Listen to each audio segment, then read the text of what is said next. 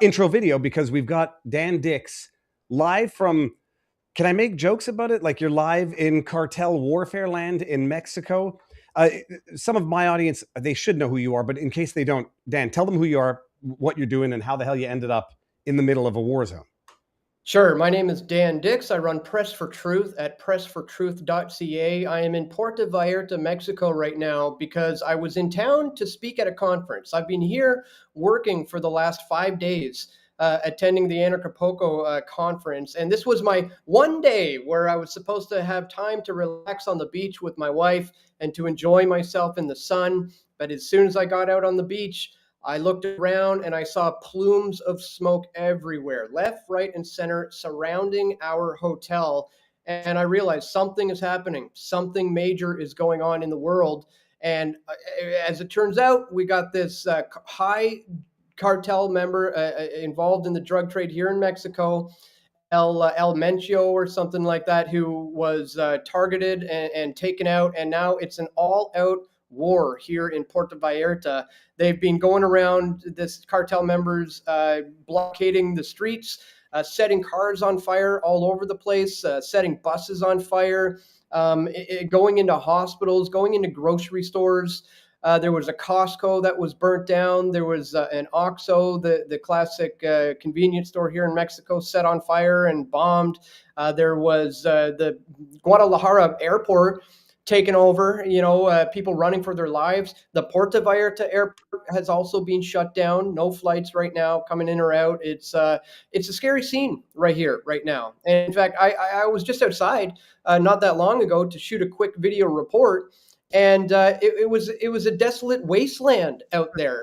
Everybody is pretty much, you can see from the footage now, burning cars, smoldering all over the place. And everybody gone. And at this moment, right before I hit record, some military men drove by and they, right there on the road, they slowed right down. They got ski masks on and big guns, and they're staring at me, shooting my little video with my phone. And I got to tell you, man, I got a little concerned at that moment because it's either the military or it's the cartel, dressed up as military. And even if it is the military, these are the targets of the cartel right now. So I was actually kind of fearful for my life for a good 10 to 15 seconds there as the military drove by while I was filming. Well, the amazing thing is, like you say, you don't know if it's the police or the cartel, and not to be mean, like you can't trust the police in Mexico on an ordinary day.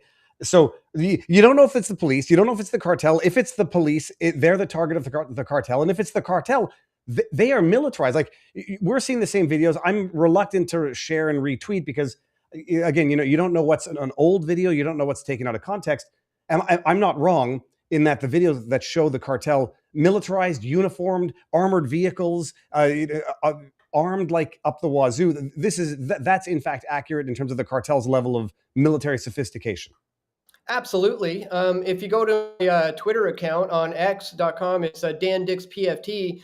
Most of the footage you saw there was either shot by me, myself, or by other attendees of the conference of where I was speaking at a conference for the last 5 days, some of whom there was attendees at this conference who had their cab driver pulled over, shot in the head, murdered right in front of them, had the taxi set on fire, and all of their luggage burned, their passports burned.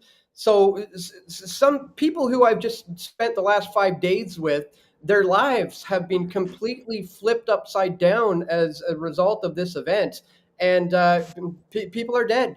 I mean, it's absolutely horrific what's happening right now. And I'm not so sure it's about to slow down.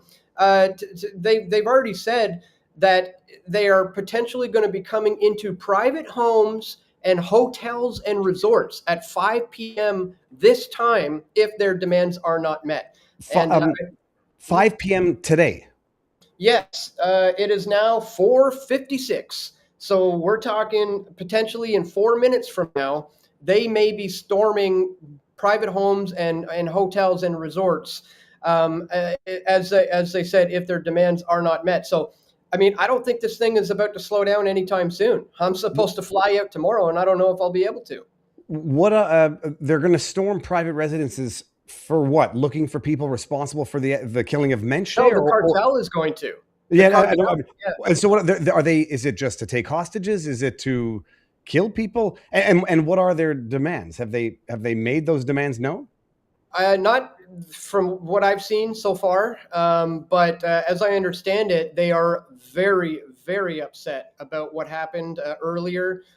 This is something I'm pretty sure Trump has been saying he's going to do for a while, is to go after some of these kingpins of the cartel in Mexico, and it happened today, and so it's almost like a declaration of war. So these guys are serious. They're not playing around. I mean, there's military helicopters flying around in Mexico right now. And as I understand it, when this happened a few years back, some of them were shot out of the sky. These cartels have rocket launchers at their disposal. Like, these guys are not messing around. So I should also mention that it's very possible the power might be cut off at some point as well. So people are very weary of that. But we're essentially on lockdown right now in our hotels. I needed to go to a store. My wife got a bad sunburn. I had to run out and get some aloe vera for her, and they would not essentially let us go outside. They strongly advised us to stay inside at all Yeah, costs. dude, I would have stayed inside when there wasn't a cartel war. This is, I try to make light of it, but so now, I don't know if you saw Laura Loomer's post. She said, this was in conjunction with or with strong U.S. support. Apparently, the Mexican embassy in America said no, it's fake news. Was this a joint operation involving U.S. forces to take out this cartel leader? As far as you know. As far as I'm not sure, as far as I know. I mean, I've been like on the ground, running around, getting footage of burning cars. So I haven't had a whole lot of time to kind of delve into like really what's going on behind the scenes. But from what I can tell, this is a like basically military grade attack on the cartel, and they're firing back in kind. And as I said, they're just going all out. Airports shut down, cars set on fire, checkpoints with buses being set on fire. I don't even know what the death toll is going to end up being, but I would assume it's already starting to get scary because, like I said, these guys mean business. And so, look, I'm gonna ask some stupid questions, and you're living it in the moment now. Any military presence, like Mexico military presence in the streets in strong force, or is it like, does it seem to be roughly equal to the cartel presence? Well, I only stepped outside not the beach side, but the other side of the hotel for 5 minutes, maybe 10 minutes at the most, to shoot a quick video. And within that small period of time, I had a military, what appeared to be a Puerto Vallarta Mexican military, roll up to me extremely slowly with about 7 guys on the back of a truck with large guns and ski masks. It was the ski mask that set me off as well, that had me a little bit concerned. I was like, is this the military? Or is this cartel? I really don't know. They slowed right down going by me. So I would have loved to have captured that on film, but I wasn't about to take a chance. So I basically did not film that. I put my camera down, let them drive by, and then continued with my video report, which is now on pressfortruth.ca. I've done a number of videos already right now on my Twitter, my X account, DanDixPFT. But I guess you know what? I can see right now I haven't had time to post any of the breaking news on my website.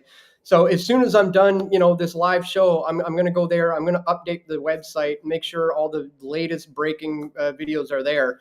But yeah, what an intense last day of Dude, my visit. no, well, I mean, I say, and if you can't get out, like the airport was apparently under attack. There's video of what sounds like gunfire erupting, people being evacuated onto the tarmac. Yeah, terrifying is the understatement. Like, you're stuck there, and you're going to be under effective hotel arrest until they can rein in security. But from what we know about the cartel, it's on par in terms of force with the Mexican authorities. Yeah, exactly. On par, or maybe even with some more might. I mean, just looking at around here, it looks like they clearly run the show. And if you tick them off, there's going to be hell to pay. Like that footage of me on the beach shooting multiple plumes of smoke going up left of me, right of me, behind me. Like my resort was surrounded by cars on fire. Like I said, these guys are not messing around. So I don't know how long this thing is going to last. I don't know if it's going to escalate to the power actually being cut and military, like trying to take out more of these guys. But right now it doesn't look good. I'm supposed to fly out tomorrow, but I mean the airport is currently shut down. There's no flying out there today, so it's really tough to say if this is going to be the same situation tomorrow. And only time will tell, I suppose. But I guess So it's not the worst thing in the world if I have to stay in the tropical place instead of going back to cold Canada. now, you But know what I'll tell you. circumstances would be nice. No, but Dan, you know what? When I had a mild, not even a mild issue, there was a hiccup, and I felt like I might miss my flight coming out of El Salvador. That's being stuck in a country in a peacetime. This is, I mean, obviously, how far from the embassy are you if you had to get there, the Canadian or U.S. embassy? Have you looked? No, I haven't, but that's probably something I should look into at this point because they're not just targeting, random, things. They're going after like a grocery store was just targeted. Hospitals have been targeted. Convenience stores have been targeted. So they're just trying to raise as much hell as possible right now. Let the world know that they're pissed off, and if you mess with them, they're gonna come back hard. So it's nowhere is safe right now in Mexico, as I understand it. Guadalajara, Puerto Vallarta, other areas of Mexico I probably can't even pronounce. Like the whole country right now is going through this situation, and it just so happens to be this is the last day I'm going to be here. Who knows? This may continue for a couple of days. But we really need people watching this to pray for the people of Puerto Vallarta. I mean, like I said, lives have been flipped up, turned upside down right now. People are dead. People are supposed to be flying home today. People I know, people who are attending this conference. And there's also people who are still at this conference. It's the TDV summit right now is going on, it's called. And they're all had to switch to doing their presentations virtually because it's just too risky to stay at the convention center. So many lives have been just flipped upside down right now. It's absolutely terrifying, but I'm just going to hunker down in this hotel. We seem to be safe right now. For how long, I don't know, but only time will tell. But I'm here to get the reports from the grounds as best as I can, as safely as I can. But I'm going to continue to do that because that's what I do. And I just happen to be in the right place at the right time when all the action is going down. So I went down to film. I went outside to document. I got footage of the burning cars and the smoldering, vehicles and the, military driving around in the streets. And it's absolutely intense. I'm sure you're not going to get the truth from the mainstream media. This is why I really appreciate you having me on here on a Rumble Live show to let people know that the situation is pretty bad in Puerto Vallarta. We're live across all platforms, and I'm going to go live with Robert now for the rest of our ordinary program. What is it called? Ordinary scheduled Sunday night show. I know that there's a part of you that probably will feel a little bit more in control by documenting and assessing it objectively from the outside. You need someone to tell you, don't do anything stupid at all, and a lower profile than not, probably better to keep. So Dan, pressfortruth.ca. You are Dan Hicks. Let me just get the exact handle. At Dan Dix, PFT, Press for Truth, on Twitter. And where else can people follow you? What can they do to support you? I'm on all the major platforms. I'm on Odyssey. I'm on Band. I'm on BitChute. Go to BitChute. BitChute's a great one. I'm on Rumble. I am on YouTube, but as you know, I'm heavily censored there. They've terminated my channel and then gave it back and then terminated again and then gave it back. But at this stage in the game, the best place to go is pressfortruth.ca. And there you could find links for all of my channels, or you could go to pressfortruth.ca/subscribe. And there you could find all the various platforms that I'm uploaded to. And really the best thing to do is just share the content right now. Obviously, if anybody wants to, support my efforts to do this kind of journalism, pressfortruth.ca/donate is greatly appreciated. But the most important thing right now is to get the information out there. So if you're not a subscriber to any of my channels, please go to pressfortruth.ca/subscribe. Join me on Rumble, BitChute, Odyssey, Minds, Hive, Band, whatever it is. I think I'm on 8 or 9 video platforms that I've had to diversify into after being so heavily shadow banned and censored. But yeah, you can find it all at pressfortruth.ca. All right, man. Dan, thank you very much for coming on such short notice. Stay safe, stay in your hotel, and hunker down. I say have a place to hide, and if they, I'm not to even be too cynical, if they're setting fire to things, then have a place, know where the exits are, and I'm not trying to be funny. So, Dan, stay safe, and we'll keep in touch, and hopefully you get out tomorrow, but just stay safe. I appreciate that, man. Thank you so much for having me on. All right, Godspeed. Talk to you soon. Okay, so that's Dan. Do I look crazy? Hold on a second.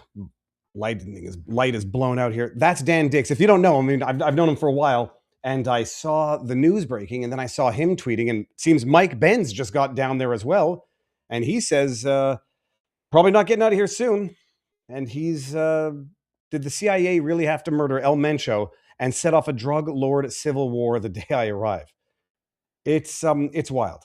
All right, before Barnes gets into here, I want to thank our sponsor of the evening, which is Rumble Wallet, which is, speaking of Rumble and everything and crazy tyrannical governments, people, you may have seen the conversations happening online lately. Censorship is back. It's happening everywhere. It's 2x on CommuTube. I can tell you from experience, platforms are controlling narratives and pushing the stuff they want us to see, and we need to fight back. Rumble is the only company that has stood the test of time and deserves our full support. On the one side, Rumble is challenging big tech censorship, but now on the other, they've introduced something that will give us protection from big banks shutting us off. Banks can cancel our accounts and freeze our cards overnight. Anybody in Canada already knows that.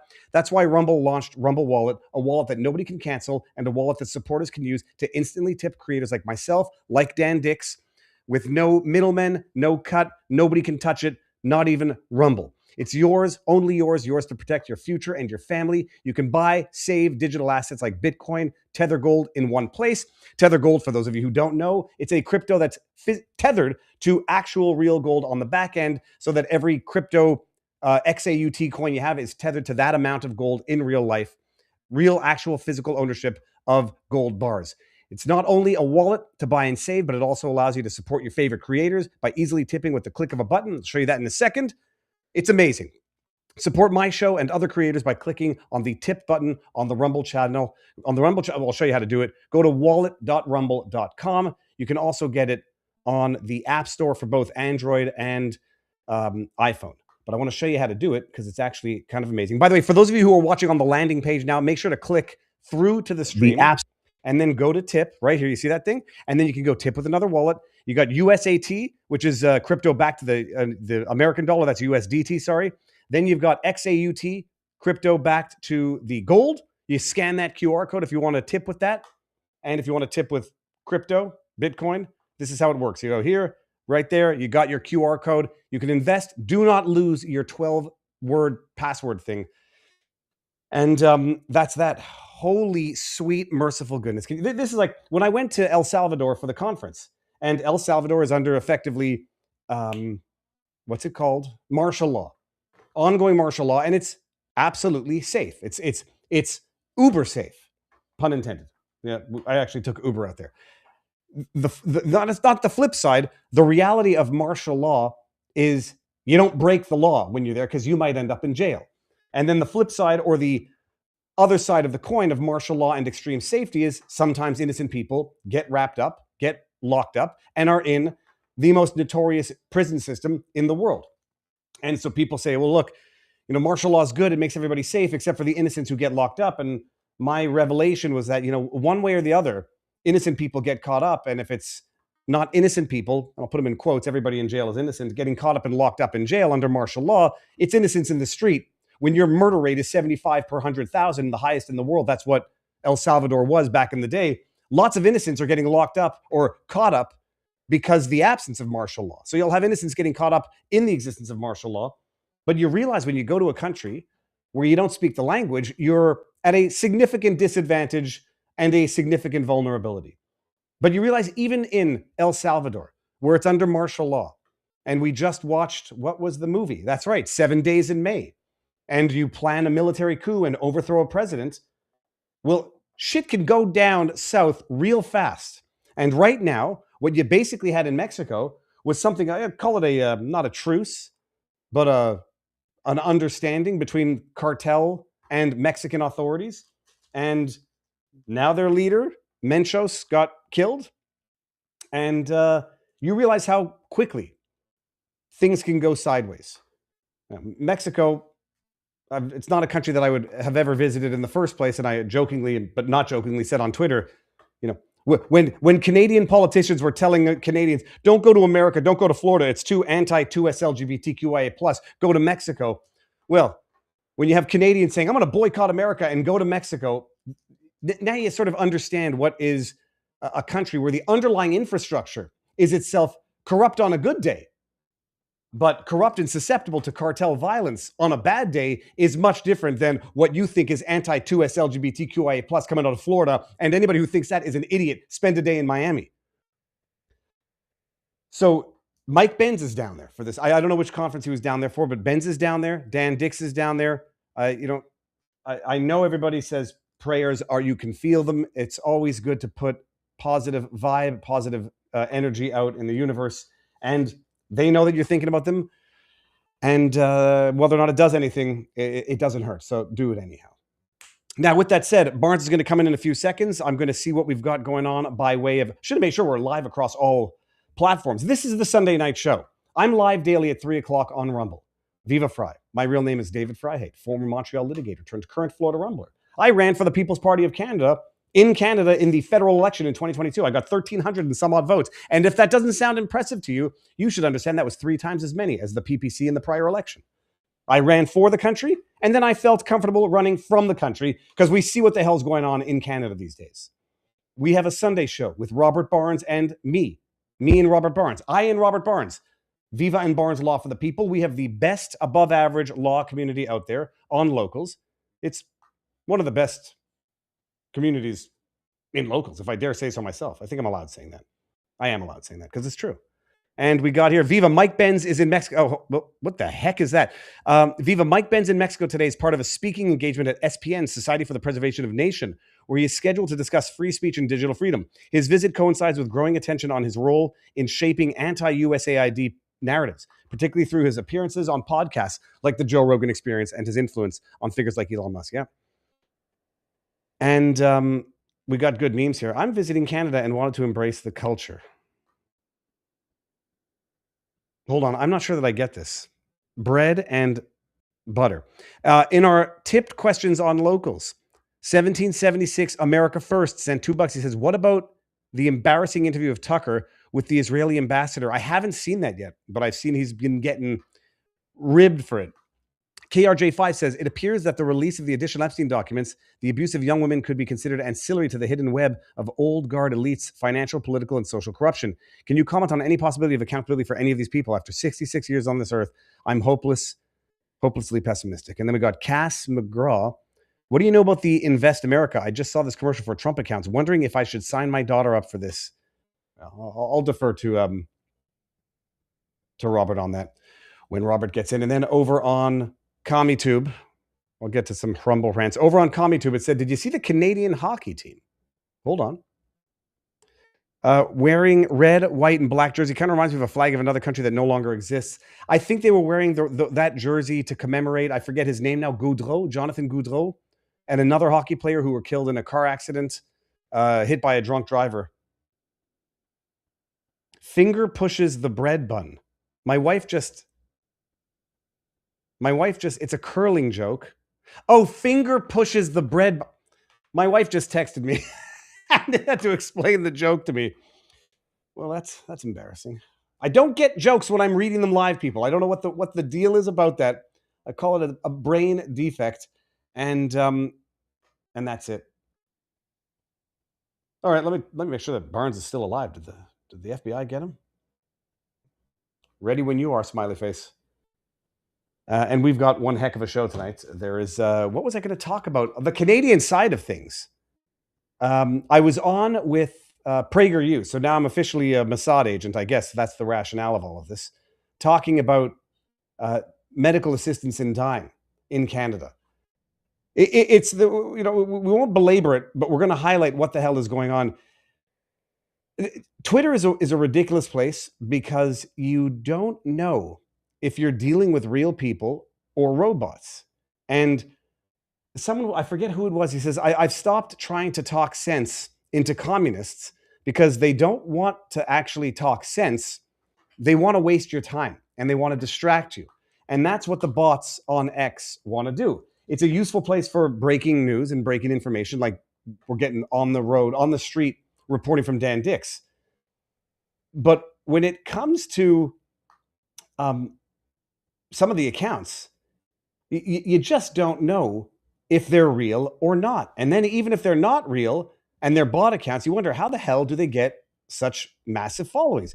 There was this tweet, and again, Elon, thank you. You're putting in my feed that which I do not have the restraints to not respond to. I see a tweet from Marlene4719 that says, for all the dumbass MAGA in the back, MAID, that is medical assistance in dying, is a voluntary, regulated medical procedure with very strict eligibility rules. It applies to those over 18 and who are mentally competent. It's an option when you have a grievous and incurable medical condition that is causing intolerable suffering and pain. And you read this and you're like, I don't know if this is parody or not. And then you go to the account, which I did. This is the actual description of the account. A secular humanist defending who will never obey in advance. I have severe TDS and proud of it. The only good Nazi is a dead Nazis. Sick. Typo. Woke as F, no DMs. And I had to make this person understand in Canada right now, set aside the fact that pretty much everything this woman, have I gendered the person properly? This woman wrote, it's great. That's the selling point of MAIDS. It's all wrong. MAIDS is a voluntary. We now know of at least one person who was put to death after having revoked her request authorization to do so because her husband was burnt out and didn't want to take care of her anymore. We know of one, at least. And if it's happened once, it's happened more than once. Regulated. What the hell does that mean? Medical procedure with very strict eligibility rules. They literally just euthanized a 26-year-old man who had diabetes and was blind in an eye, who was depressed, which brings us to the next point. It applies to those who are 18 and over, not when they start doing it to mature minors, Marlene, and mentally competent. They literally just put to death somebody with depression. That is someone who's mentally incapable of consenting. It's an option when you have a grievous, incurable medical, not anymore. I don't know what year you're in. You sound like you're in 2016 with the Supreme Court. That's causing insufferable, intolerable suffering and pain.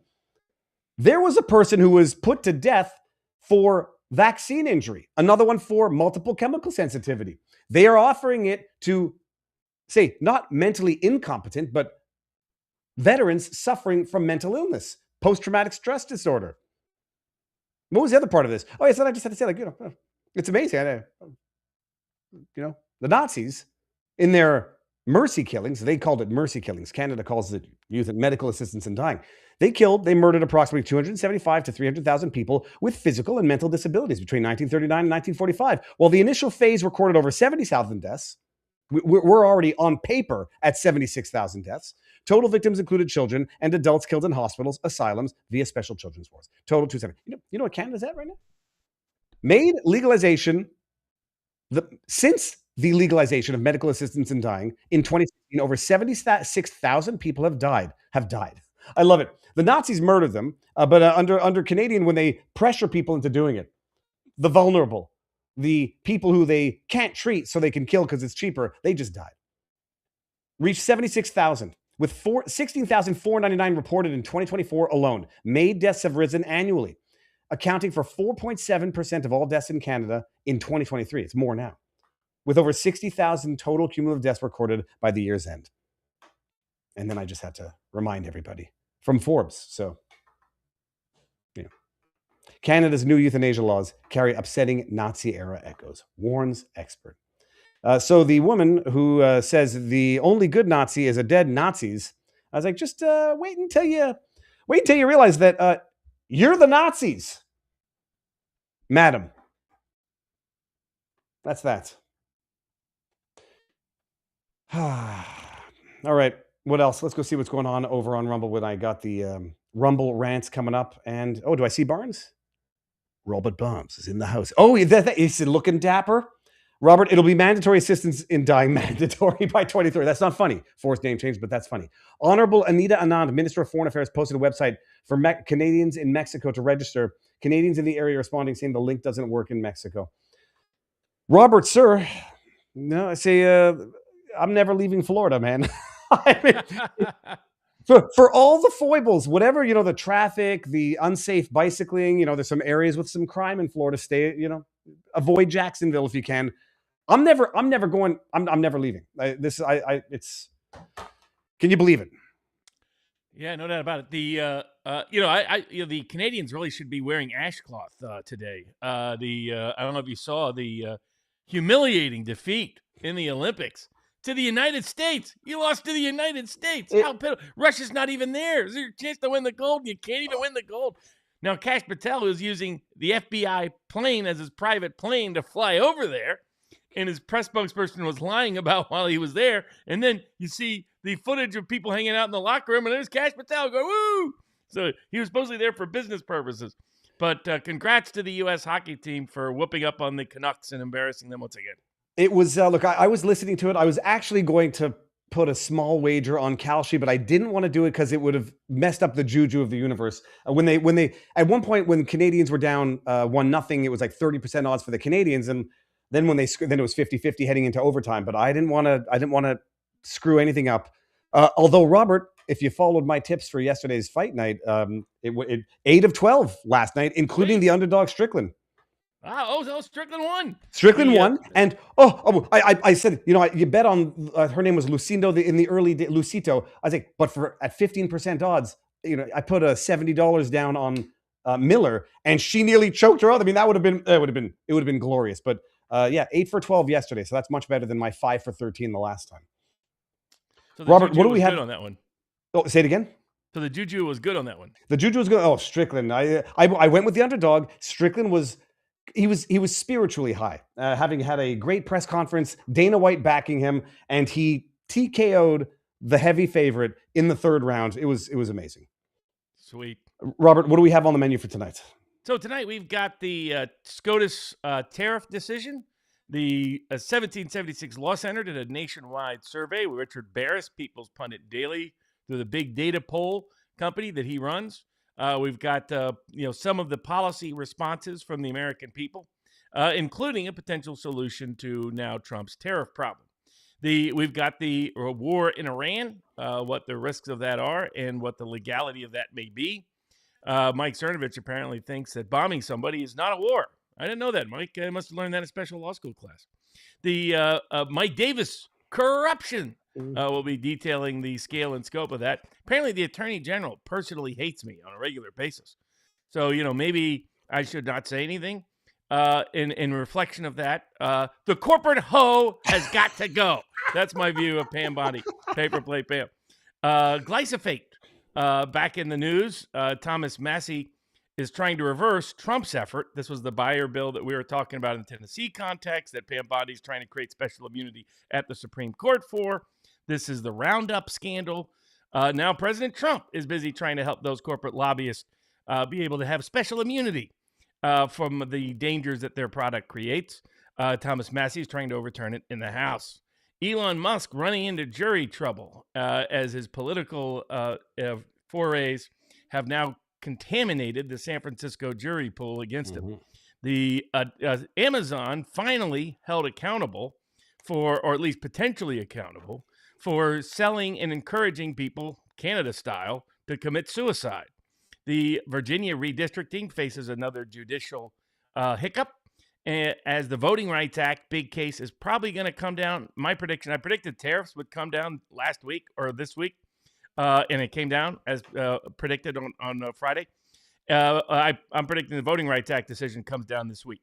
The Prince Andrew, everybody except in America is getting arrested or getting fired or demoted, connected to, or criminal investigations open now in 3 different countries concerning the Epstein files.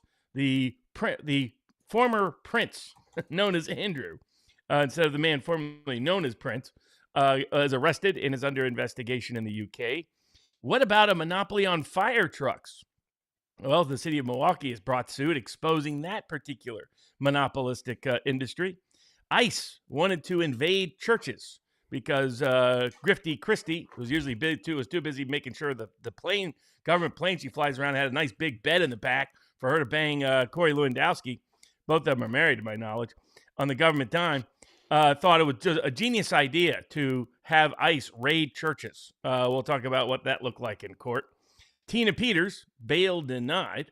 They used a procedural technique to do so, though maybe her counsel is not. I have some doubts there, but we'll get to that a little bit later. Slushy fraud. The founders of the great slushy. Have you ever had a slushy?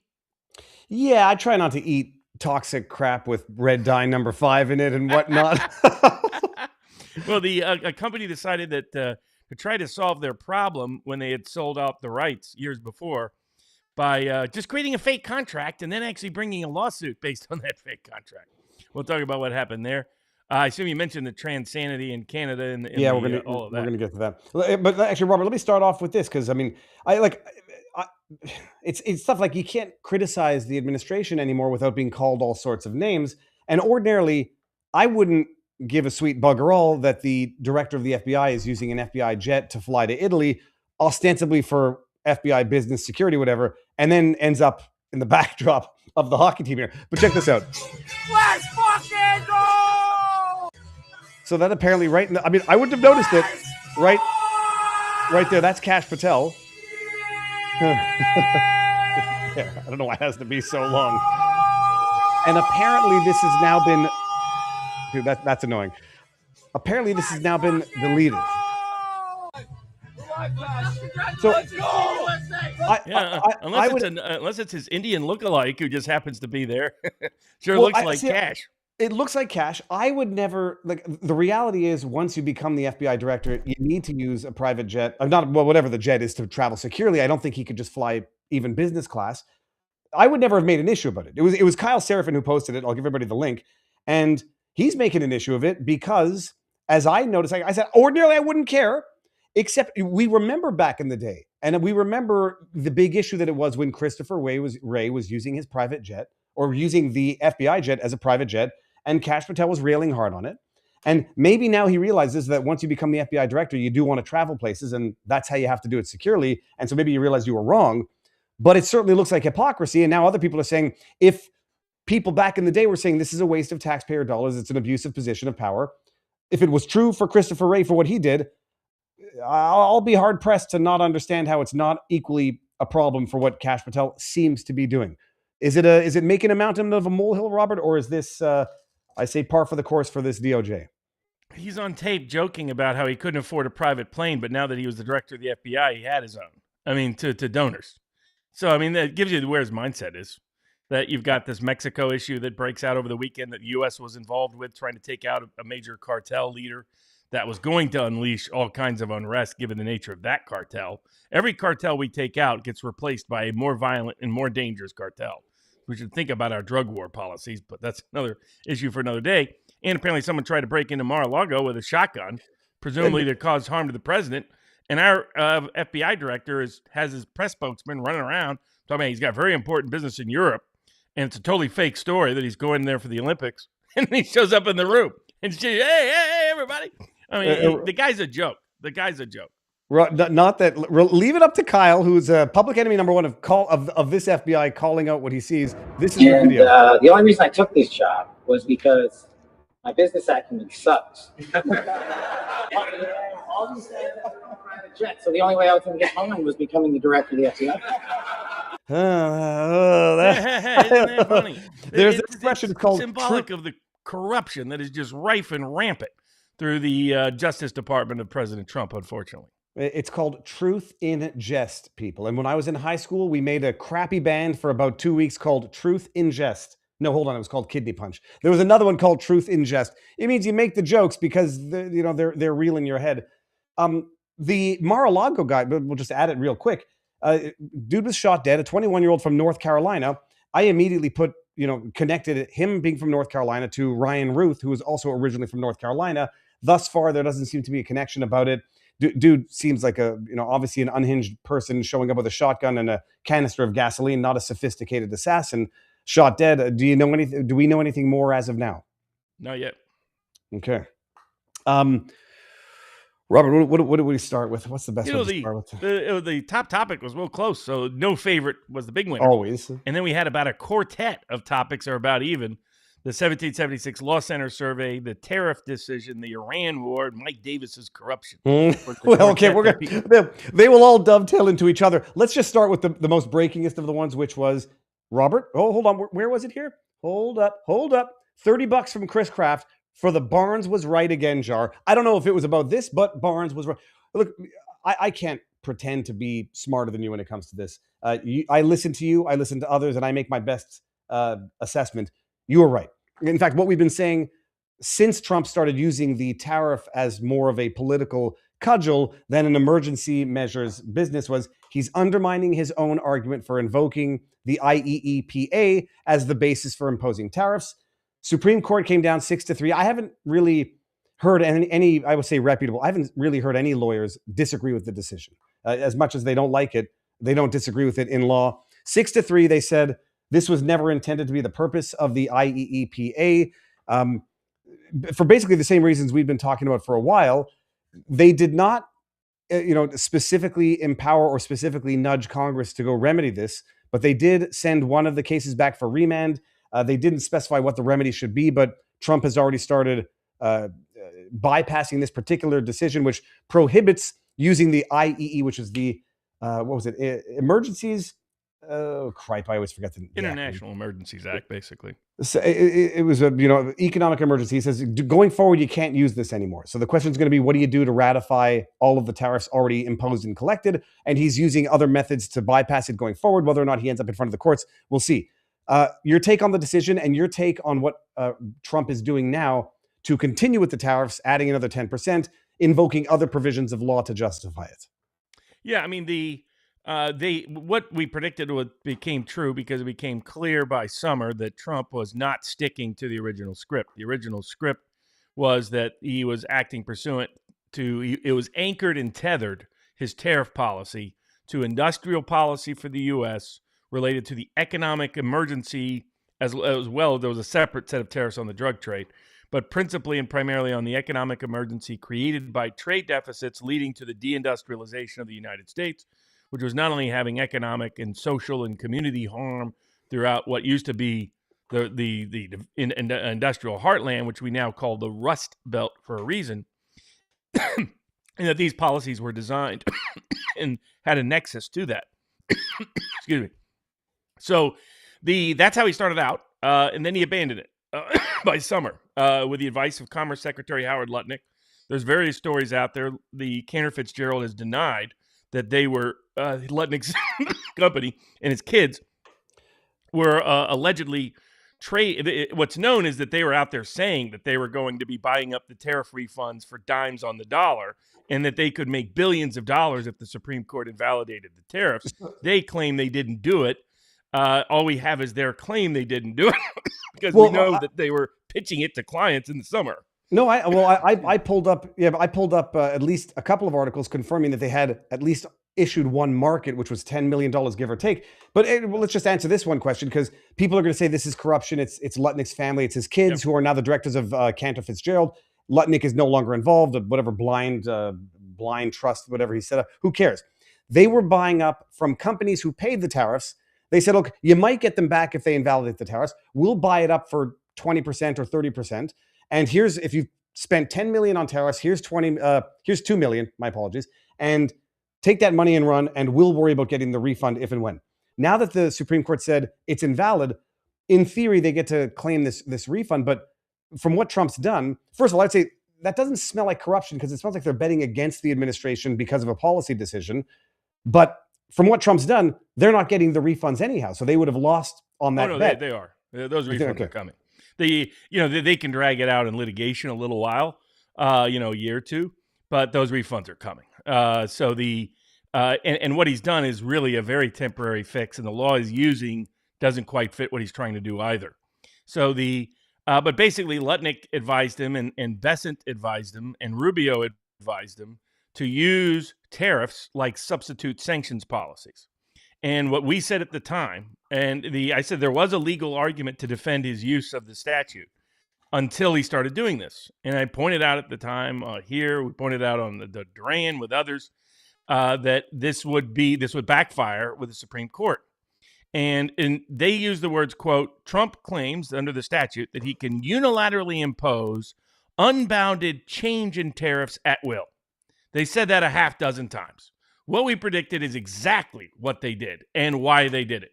This was a monumental mistake by the president because he continued to take the advice of rogue actors like Lutnick, who I have no doubt was at some level his family profiting from this. It was, imagine you're sitting there giving advice to the president saying, yeah, go for it. Yeah, you should do it for this and that. Use it because Canada ran an ad you don't like. Use it because we want to take down Russia and help Ukraine. Use it because we want to take down Iran and help Israel. Use it for all these reasons that have nothing at all to do with industrial policy, nothing at all to do with the statutes authorizing it.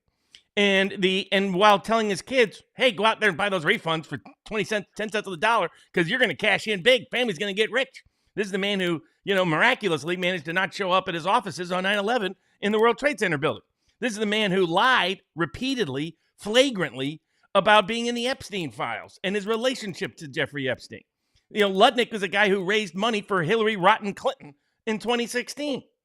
So, the idea that this guy should have the influence he has, this should have been the last straw. His bad advice led to Trump's signature tariff policy being scrapped. And now the federal government being on the, having to owe anywhere from $175 to $200 billion in refunds this next year, creating a budgetary crisis for the president. So it all because he ignored the advice that those of us who have long championed this trade. Lutnick's never been a protectionist. Lutnick's never been an industrial policy guy. He comes from Wall Street. Those of us that have been in this for a long, long time knew what statutes and authority he could use, knew how to go about it, and pitched it, and he ignored us in exchange because he just loved the power. Oh, I don't like what you said, 5% tariff. I don't like what you said, 22% tariff. That was going to destroy his credibility in the court, and that's exactly what happened. People are going to say it's not Lutnick's fault because if Trump picked him and Trump relies on him, it's Trump's fault. It was Lutnick's economic advice to use these tariffs in the way Trump was doing it. Let me ask you this. Doubt about that. He's out there. He's bragged about this as a commerce secretary. And as soon as the story broke that his kids were betting the other way, that should have been a massive red flag. To my knowledge, nothing was done about that because everybody around the president is just cashing in. They're treating it like a personal self-enrichment scheme. The Trump administration is going to go down as more corrupt than the Grant second term if he doesn't reverse course quickly. So now to get into the legal issues, how they decided, it was a 3-3-3 split. 3 justices of the 3 liberal Democrats said the statute didn't authorize it. The 3, Roberts, Gorsuch, and Barrett was always probably going to go along with whatever Roberts did. They said that in addition, not only did the statute not authorize it, the statute couldn't because of the major questions doctrine. This is what struck down the Chevron doctrine. I'm a big fan of their use of it. The 3, Kavanaugh, Thomas, and Alito dissented because they believe the statute did authorize it. And it was within the delegatory power of Congress. So for those that don't, the fundamentals, there's zero doubt that tariff power constitutionally is only given to Congress. It's not given to anybody else. Nobody disputes that. The question became whether or not Congress had and constitutionally could delegate that authority to the president. And there were past Supreme Court cases going back a century where the Supreme Court had said, yes, you could constitutionally delegate tariff power to the president. And then the question was, did they? And he used the most aggressive statute that had the broadest range of authority, so there was always risk. This statute, the emergency statute, doesn't have the word tariff in it, and had never been used for tariffs ever. So those were the hurdles. That's why he had to strictly hew and anchor and tether his entire tariff policy to the policy intentions of that statute, because he was already a reach to try to get Supreme Court approval for it under those terms. The argument is that the emergency statute is so broad, it says he can completely ban the importation and he can regulate the importation. And if you can ban something, if you can regulate it, why couldn't you tariff it? That's the argument Thomas made. That's the argument I said they could make as long as they tethered it to that policy. Trump abandoned that. Now, he called in as John Barron to C-SPAN, apparently, on the day of the decision, pretending to be John Barron again. So there's John Barron from Virginia, and it's so obviously Trump. Oh, it was a terrible decision. What does it the people? Poor Mr. President Trump. He did that whole ththing, which is funny as a Dickens. But that's why this happened. And so at this point, in my view is Congress did effectively delegate to the president broad authority over tariffs through the Emergencies Act, as long as it was the economic emergency being used to justify the tariff. If it was untethered, then I agree with the decision. That those aspects of the decision that reference him not tethering, not anchoring his tariff policy to the specific statutory delegation did make it unconstitutional for what he did. And some of us kept warning and warning and warning. Just ignore it. Keeps taking the wrong advice from the wrong people. It's his own fault for taking that advice. But at some point you'd think the Epstein files blows up in your face. These foreign policy adventures are blowing up in your face. Now the tariff policy blows up in your face. At what point do you wake up that maybe you're getting bad advice, Mr. President? Or do you just want to go down with that ship? Now, we were already in the field. 1776 Law Center already had a survey out on this topic, and it provides some positive policy prescriptions that he can utilize. And there was someone on our locals board that was on X, kept telling me, Massey's got to do this. Massey's got to do it. It's not Massey's policy. This is Trump's policy. He has to go through Congress, right? I mean, Kavanaugh said in his dissent, there's other statutes. Those statutes are very limited, very restricted. You have to go through administrative finding. There's 150-day durations on it. It's not even clear whether you can use the balance of payments one, given the current currency structuring that we have. So you look at all those issues, those don't provide the solution. What does provide a potential solution is something we poll tested and has a plus 20 approval rating with. And amongst key swing voters, a plus 30 approval rating with. Broad approval amongst everybody that's not a boomer, for the most part. And the simple policy is continue your tariff policy, which has primarily as its objective national security and industrial policy to rebuild American manufacturing to be independently sourced in the United States. It also provides good paying jobs that help support strong families and strong communities. So the Rust Belt is no longer the Rust Belt, but is the building belt of the American economy. But you need to offer a sweetener to get it through Congress. And the sweetener that we propose is one Trump himself has flirted with, because we've been proposing it now to him for 2 years. But this time we went out and poll tested it to show its support, which is you eliminate entirely the individual income tax on households that make less than $250,000 a year. You basically take 95% of American households and remove them entirely from the individual income tax system. The people have this mistake. I had people saying, oh, that couldn't possibly be funded by tariffs. Yes, a 20% tariff would bring in about $750 billion because of how much global imports. People don't understand how many foreign imports we get. And the Trump's tariffs were hit or miss all over the place. The reason why they haven't raised anywhere near that amount of revenue is because they were this rate, this time. I mean, it was all over. If you just have our original industrial policy, what was called the American Plan by Alexander Hamilton, was that you need to have universal, uniform tariffs, because otherwise you get into all the reason why we tariff Penguin Island is because you hop over here and you bring it up. You need to avoid all those problems by, if it's coming in from a foreign producer, across the board, flat 20%. Pat Buchanan recommended a 25% rate.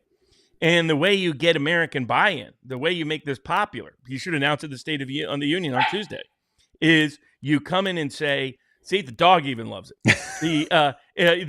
Is you come in and you say that all Americans are no longer going to pay the individual income tax. You don't have to worry about the no tax on tips and on the limitations of that, the no tax on retirement, and so many of those no tax on tips, overtime, and Social Security got watered down by the Senate. It's going to agitate a bunch of voters coming up when they start filling out their returns and they don't see the refunds they think are coming. Well, best way around all of that, they also try to tax gamblers. That created a whole bunch of problems by not letting them take their losses as deductions and all that kind of thing. You could solve all that in one clean swoop. Just eliminate the individual income tax for 95% of American households and pay for it with tariffs, like we have been doing since the founding of the country until the 1920s.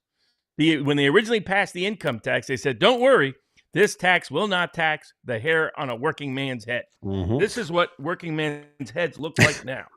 So my advice is, and we looked at it, it's plus 20 approval rating.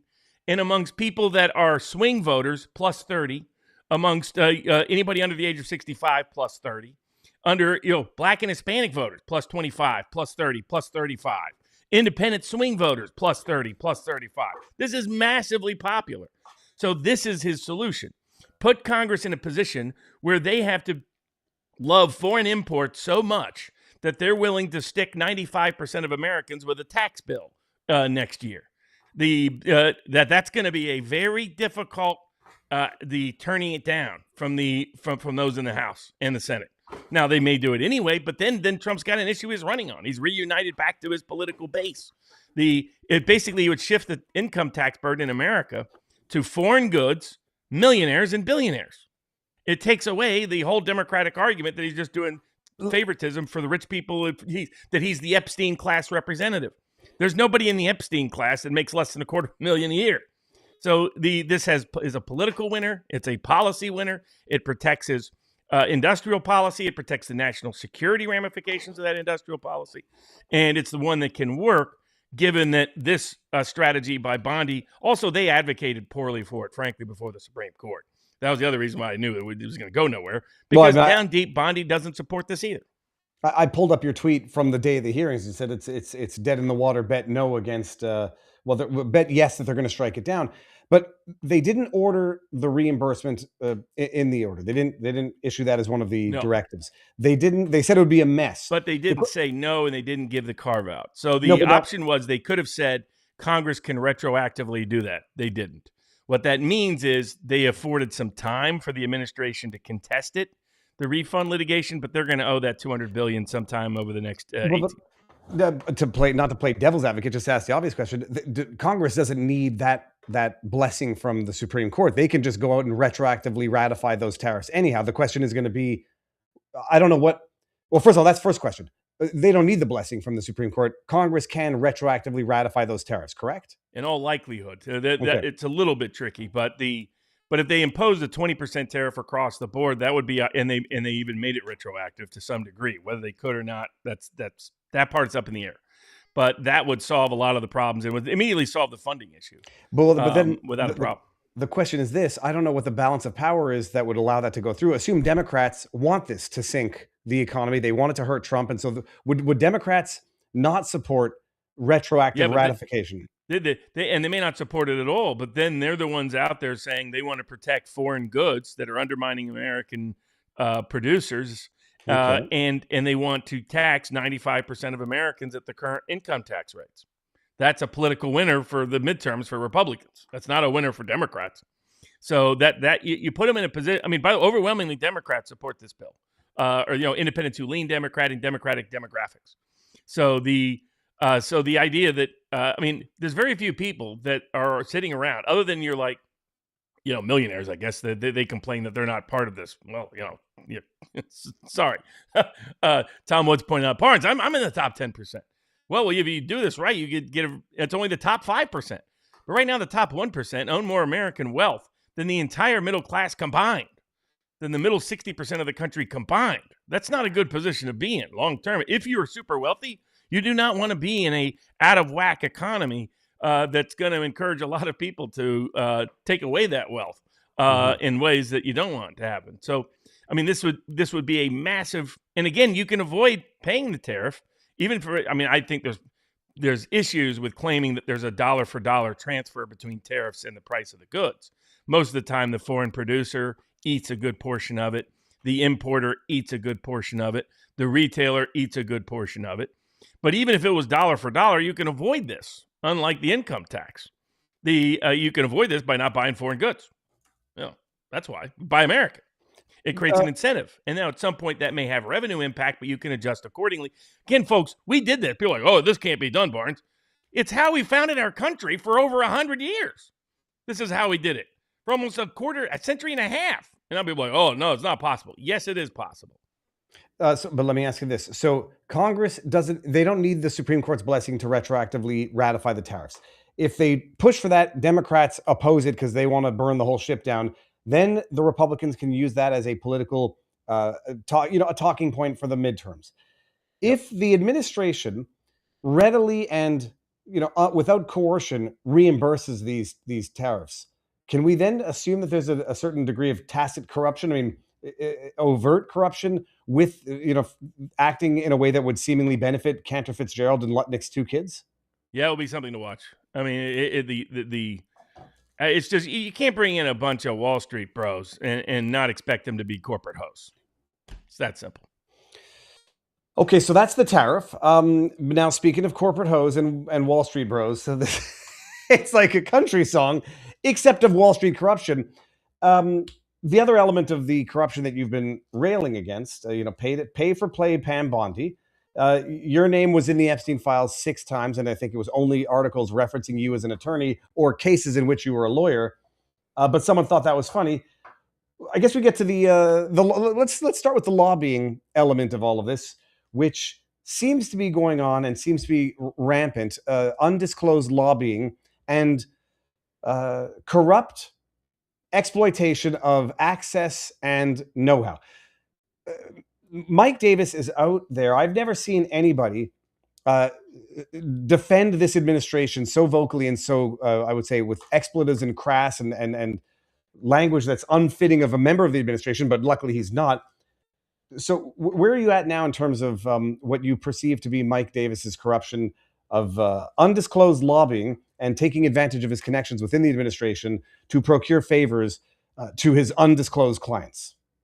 So the Lobbyist Acts, one of the things that Gingrich's reform the Reform Congress in 1994 did deliver on. There are plenty of things they didn't deliver on in their contract with America, but one they did deliver on is the Lobbyist Disclosure Act of 1996, which is at 2 U.S.C. 1601. It's codified there. The laws are not passed in that codified form. Later, people that codify the laws put them together in that way for easy citation and reference purposes.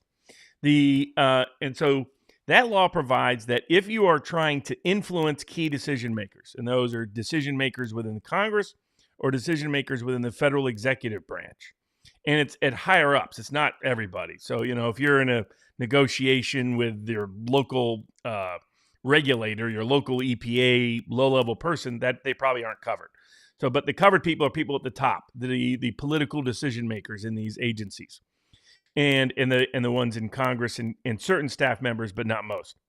And if you are trying to influence their decision on behalf of a client who has paid you a certain amount of money, usually it's like $5,000, $10,000, depending on the circumstances, or if it's contingency and its valuation is worth that, then that can trigger the disclosure and registration requirements and reporting requirements concerning the formation of any federal government policy, program, or position in the executive branch, or the execution of any federal program or policy, or the nomination or confirmation of any official appointed to the executive branch.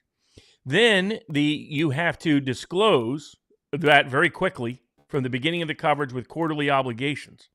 And you have to disclose a range of information concerning it. The key is, are you trying to influence a decision maker about federal policy? That's kind of it.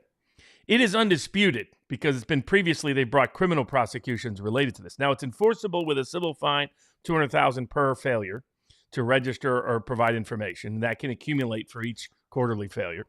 But in addition, it's a 5-year felony, federal criminal felony, to fail to register, to knowingly, willfully fail to register, and knowingly, willfully fail to report.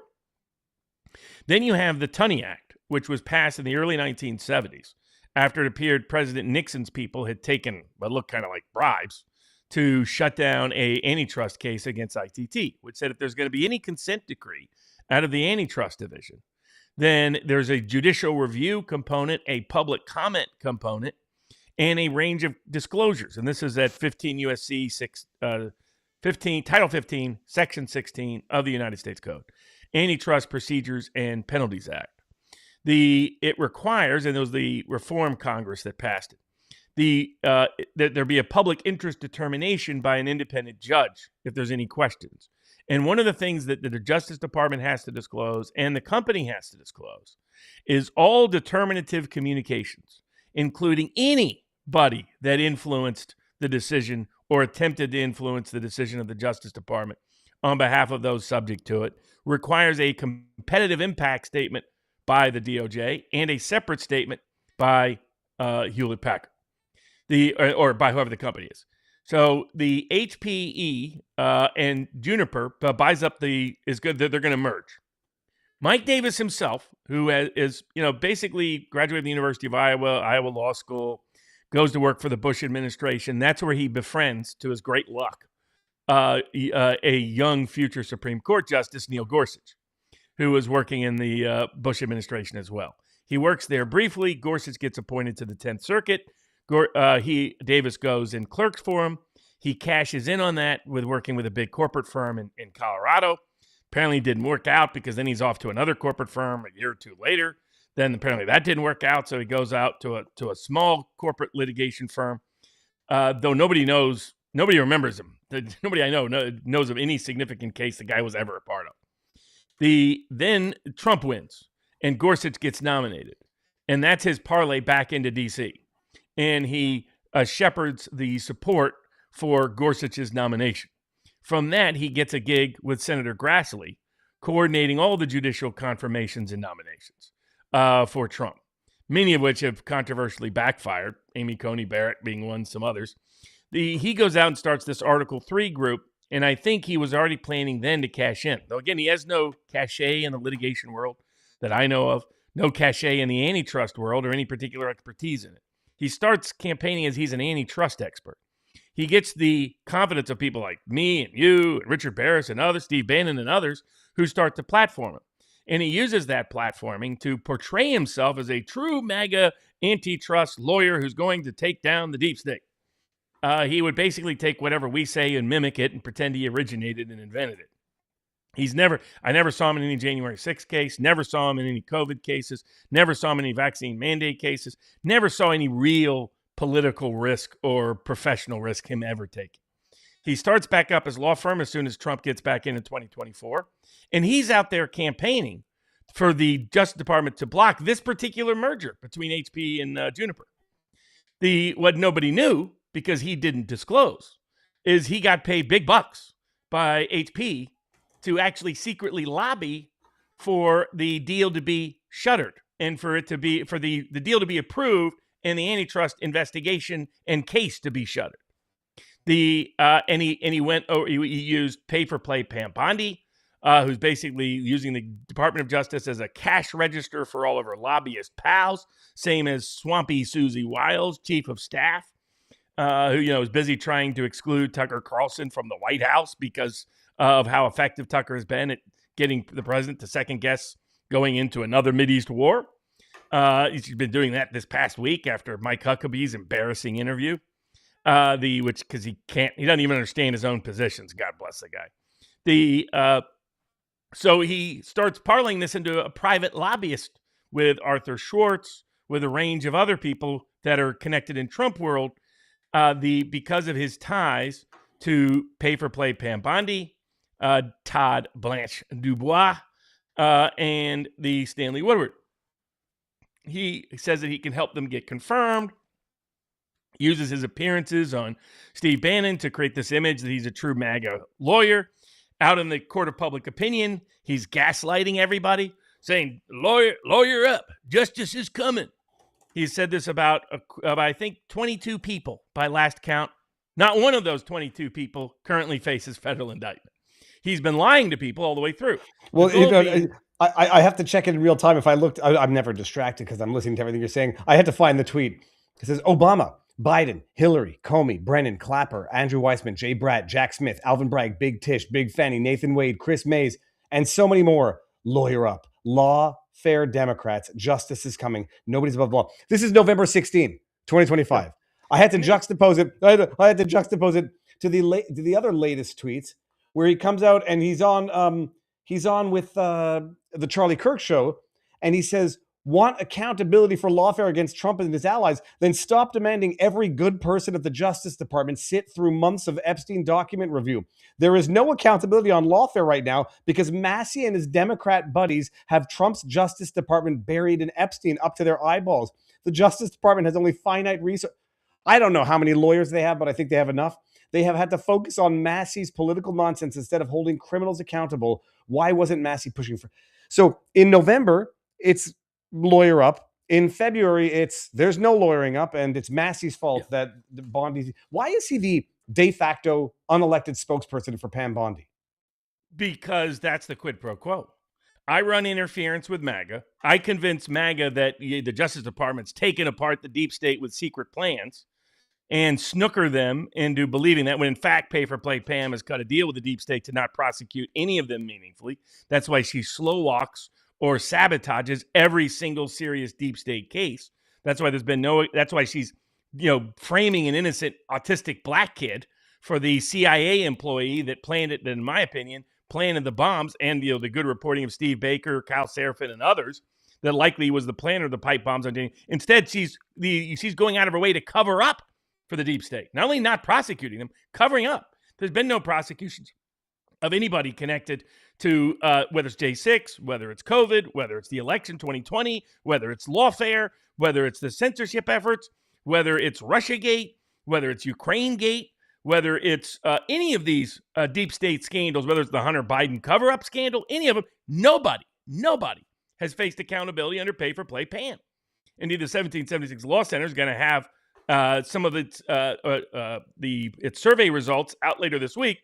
The most hated person in any public official in the entire country is Pam Bondi.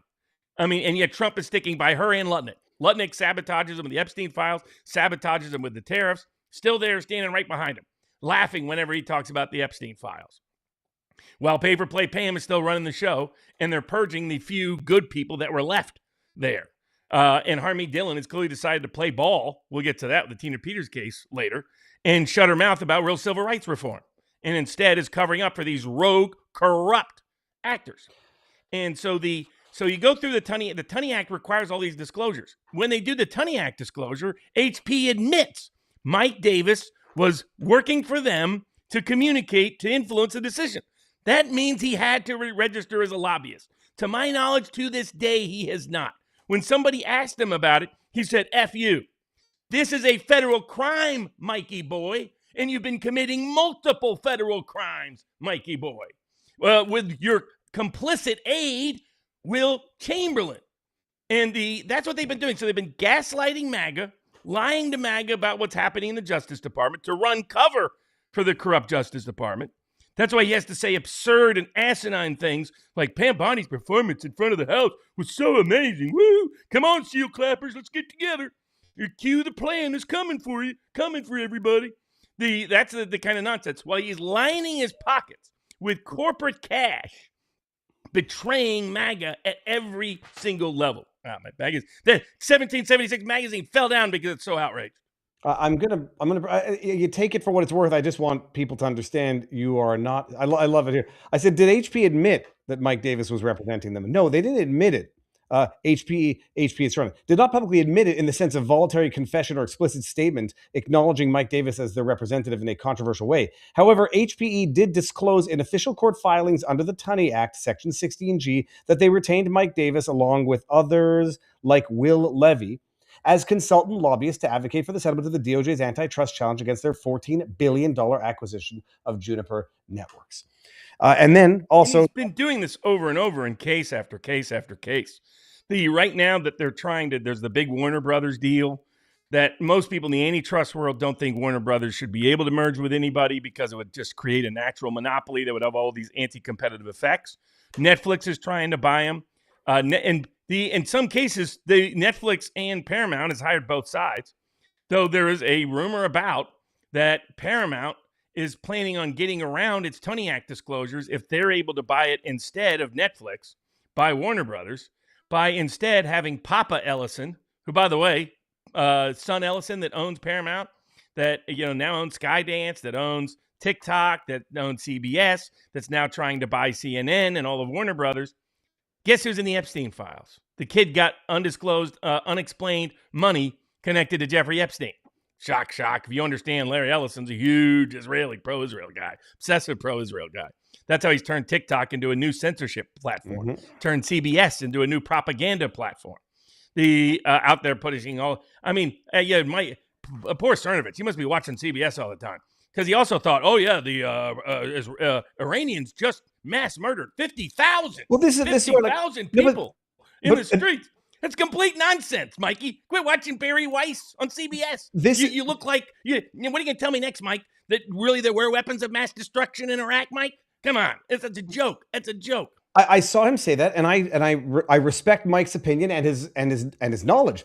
And I just we're living in a world where two people who, for whom I have a great degree of respect of their insights, are saying not diametrically, they're saying mutually incompatible assessments of fact, and I don't even know where to base anything in. But I do just want to bring this back. The Dow right now is over. The Dow is over $50,000. I don't know why you're laughing. You're a great stock trader, as I hear, Raskin. The Dow is over 50,000. She thought she had the own on Ratskin. And that's what Mike Davis said was a fantastic, great performance, right? I mean, the guy's a joke. He's a complete liar. He's a fraudster. He's a federal felon criminal engaged in a federal ongoing conspiracy to violate the lobbyist disclosure laws of the United States in order to corrupt the Justice Department. And the people that are implicated are Pam Bondi, Todd Blanche, and you, Stanley Woodward. Guess who else is implicated? Chad Mizell. He was the chief of staff that helped orchestrate it for Pam Bondi. Then he suddenly left. Why is he doing this? He wants his wife to get up, who's I think a federal judge currently, to be nominated for a higher federal court office, because that's what Mike Davis goes around promising. And so it is just extraordinary corruption that is embarrassing to the administration, that will embarrass key members of the administration, that is utterly sabotaging the Justice Department and betraying the Justice Department. And they should jettison any connection to the guy at all. Mike Davis running around saying he's a proud cuck for Israel. That gives you an idea. And Will Chamberlain's running off with to Israel to do I forget that guy's name, Yoram, whatever his name is, that was out there libeling Tucker Carlson this past week. This guy said, the mainstream of American nationalism is deeply pro-Israel. No, it ain't. American nationalism is American nationalism, not Israeli nationalism. I understand our ambassador, Mike Huckabee, can't quite process that, as he's in deep with his heresy of Christian Zionism. But Yaram, or however you say his name is, but that's what Will Chamberlain's running off to in the summer, right? I mean, that they're all part of this rogue deep state operation to completely scuttle the MAGA agenda, to completely scuttle America first, to undermine it in terms of policy, to undermine it in terms of public opinion. He is one of the greatest saboteurs and traitors to MAGA of anybody, is Mike Davis. Yeah, I'll find the tweet where he says I'm a cuck for Israel. It's a big problem, Robert. It's like people get mad at you and me to a lesser degree because you're certainly more vocal about it. But you can't criticize the administration because the alternative would be Kamala Harris. And I'm like, well, you're going to get somebody like Kamala Harris or worse if you allow this administration to continue to make terrible decisions that are going to sink it in the midterms and in 2028. You don't help somebody by seal clapping while they jump off a cliff. Well, they're walking right towards a cliff. They're thinking, I'll be able to jump right off this and no problem. And that's what and Mike Davis doesn't care because he's lining his pockets with it. And Will Chamberlain because he's working for Mike Davis. So this is an embarrassment. It will continue to be an embarrassment. The judge in the HPE case has ordered discovery, has ordered depositions. It appears Stanley Woodward tried to hide information from there because he's compelling, the judge having to compel more disclosures and more discovery. They wanted to try to hide. So it's just a disgrace that this bum, this scum, this traitor, this seditious act saboteur of MAGA is Steve Bannon. You'll be embarrassed. If you keep putting him on there, people are going to think there's something else connected with Epstein with you, Steve, other than your half-assed nitwit, midwit ideas to get totally suckered and cucked by him. So, we'll see what happens. But it's a serious weak point and vulnerability in the administration that is going to be easy impeachable actions, easy future indictment actions, and it's probably going to blow up sometime over the spring and summer because there's a bunch of state attorney generals sniffed out a rat, and that judge is going to be holding hearings. And what happens when that judge says this was not done in the public interest, this was done by corruption? And that's just the tip of the iceberg. That's one of the smaller mergers. There's Live Nation they're trying to derail right now and try to get a sweetheart deal there. There's a whole bunch of other ones. We'll talk about some monopoly cases later. Why haven't these cases been brought by the Justice Department? Because everybody there has been fired. Everybody that was a political appointee is gone for the most part. They just eliminated everybody because those are people who actually were going to follow up on their oath to affirm the law and the Constitution and enforce antitrust laws as Trump was elected to do. Indeed. Here is from the 1776 Law Center poll. What's your opinion on the use of antitrust laws to break up corporate monopolies to lower prices for consumers? Strongly agree, 34%. Somewhat agree, 36%. 5% strongly disagree. 10% somewhat disagree. So you've got massive. I mean, that's a plus. What is that? That's a 70-20 issue. 70-20 issue. 70-15 issue. It's one of the most popular issues they could run on. They could campaign on. They need to unleash the antitrust division, not lock it up, and definitely not sell it to pay-for-play Pam Bondi's buddies. By the way, the Ballard Partners are all over here. Her former lobbying firm, Ballard Partners, of her and Swampy Susie Wiles, that corrupt Roger Stone was also running cover for, because he's lining his pockets with this administration as well, because all they see it as a personal cash grab rather than an opportunity to actually deliver for the American people. So if you see weird claims, why is Roger Stone defending Swampy Susie Wiles? It's because he's a notoriously corrupt lobbyist himself. That's why. Let me bring up some of the Rumble rants over on Rumble and some of the tip questions before we get into the glyphosate. Is it It's glyphosate, not glyphosate. Hold on a second. I wrote it down. It's glyphosate because it's phosphorus. I have no idea. We're going to get into the glyphosate. I heard you talk about it on the Bourbon with Barnes, but we're going to talk about that in a second after we go through these. Karen Booth. Barnes, please tell me where I can get a Never in Writing cup. Robert, are those on 1776 or are those on Viva Fry? We are going to. This is a gift of one of our great board members. So I've got to recreate it. But yes, it was a great, they've got one's Never in Writing, got another one that's always in cash. Well, that's a beautiful, like, handmade ceramic with nice lacquer finish. Yeah. That's not. Yeah, all right, one of our great board members. They sent some pens this week and some other stuff that was awesome. Well, let's see if we can get those ready for commercial scale. Dominant One says Neurodivergent 1, 8 p.m. Central, Dad, Sunday Evening Blues, February 22nd, simulcast. All right, thank you. Gaylord Fokker says Trump calling into C-SPAN in disguise as an ordinary citizen to complain about the SCOTUS ruling was pretty funny. I'm half waiting for the Democrats to, go after him for doing that.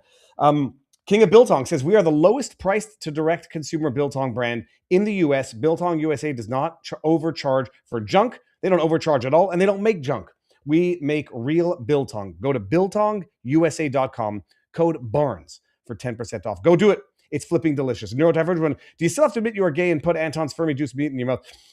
MK Telephone Man says, too long in the tooth to play crypto. I'll keep my gold, silver. You can't go wrong with gold, silver. MK Telephone Man says, follow the money, find the truth. Puck you, Bob. Kidding, says Force name change. It will be mad. Okay, and I got those other two there. Over in Viva Barnes Law, and I'm screenshotting the Rumble, the CommiTube rant, so I'll get to those in a bit as well. Over on Locals, we'll get to these afterwards. I think we got that one. Yeah, I got that one.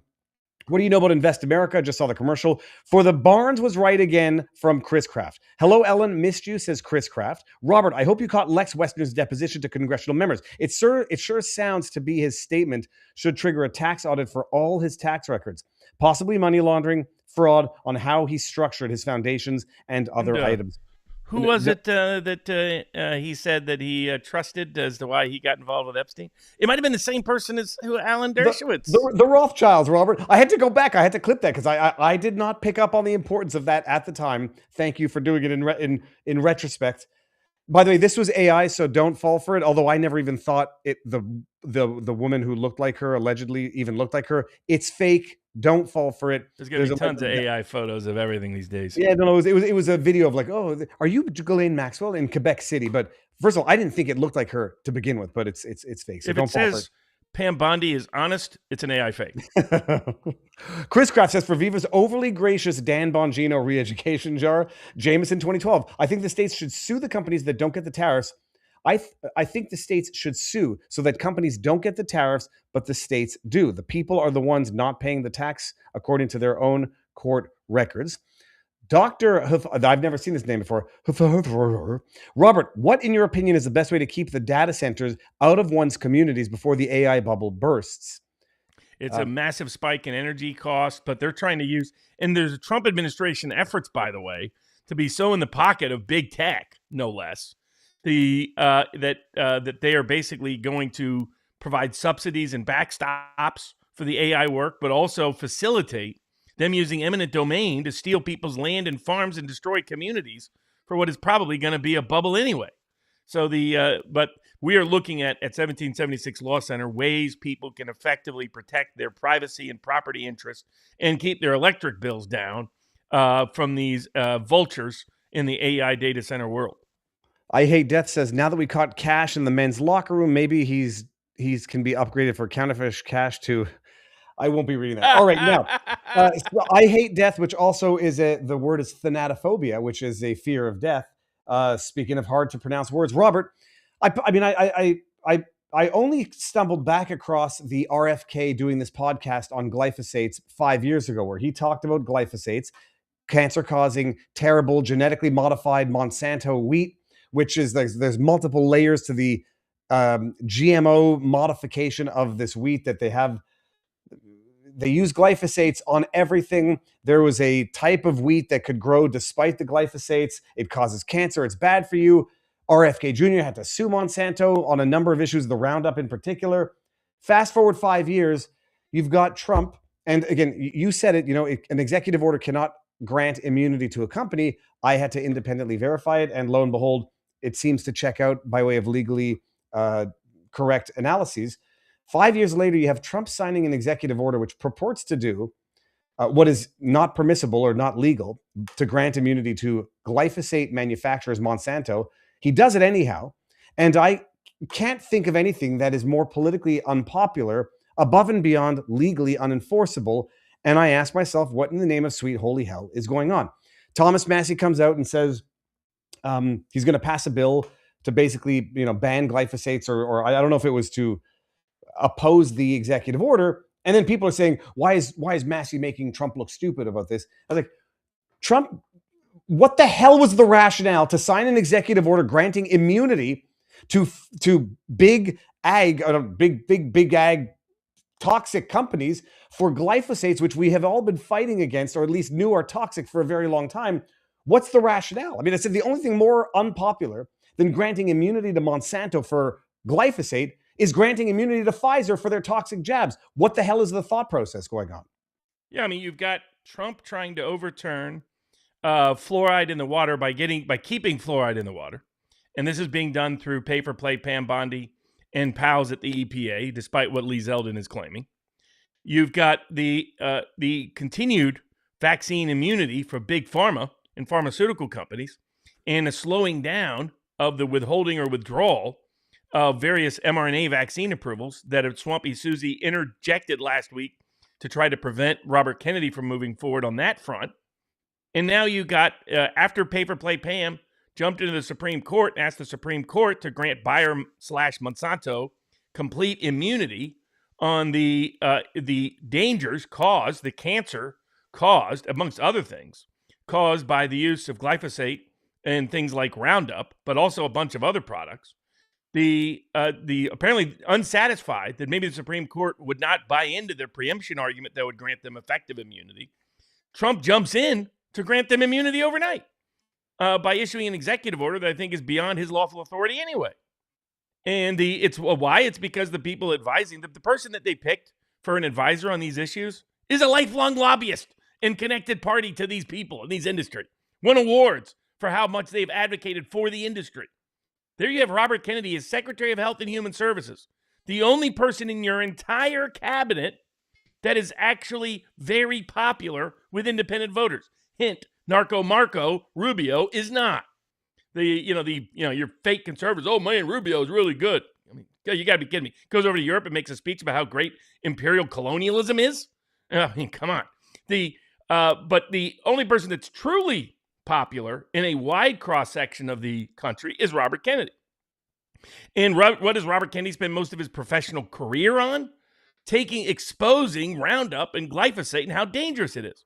Now, I'm sure Julie Kelly's happy because her husband makes a lot of money lobbying. There's another person, right? Remember, I'm going to expose January 6th. I'm going to be a world champion. And all she's done is run cover for these rogue, corrupt actors, flip-flopping routinely and regularly in a flagrantly obvious way to cover for these rogue actors in the Justice Department and the FBI. Is it because her husband is lining his pocket as a lobbyist connected to some of these activities, Julie?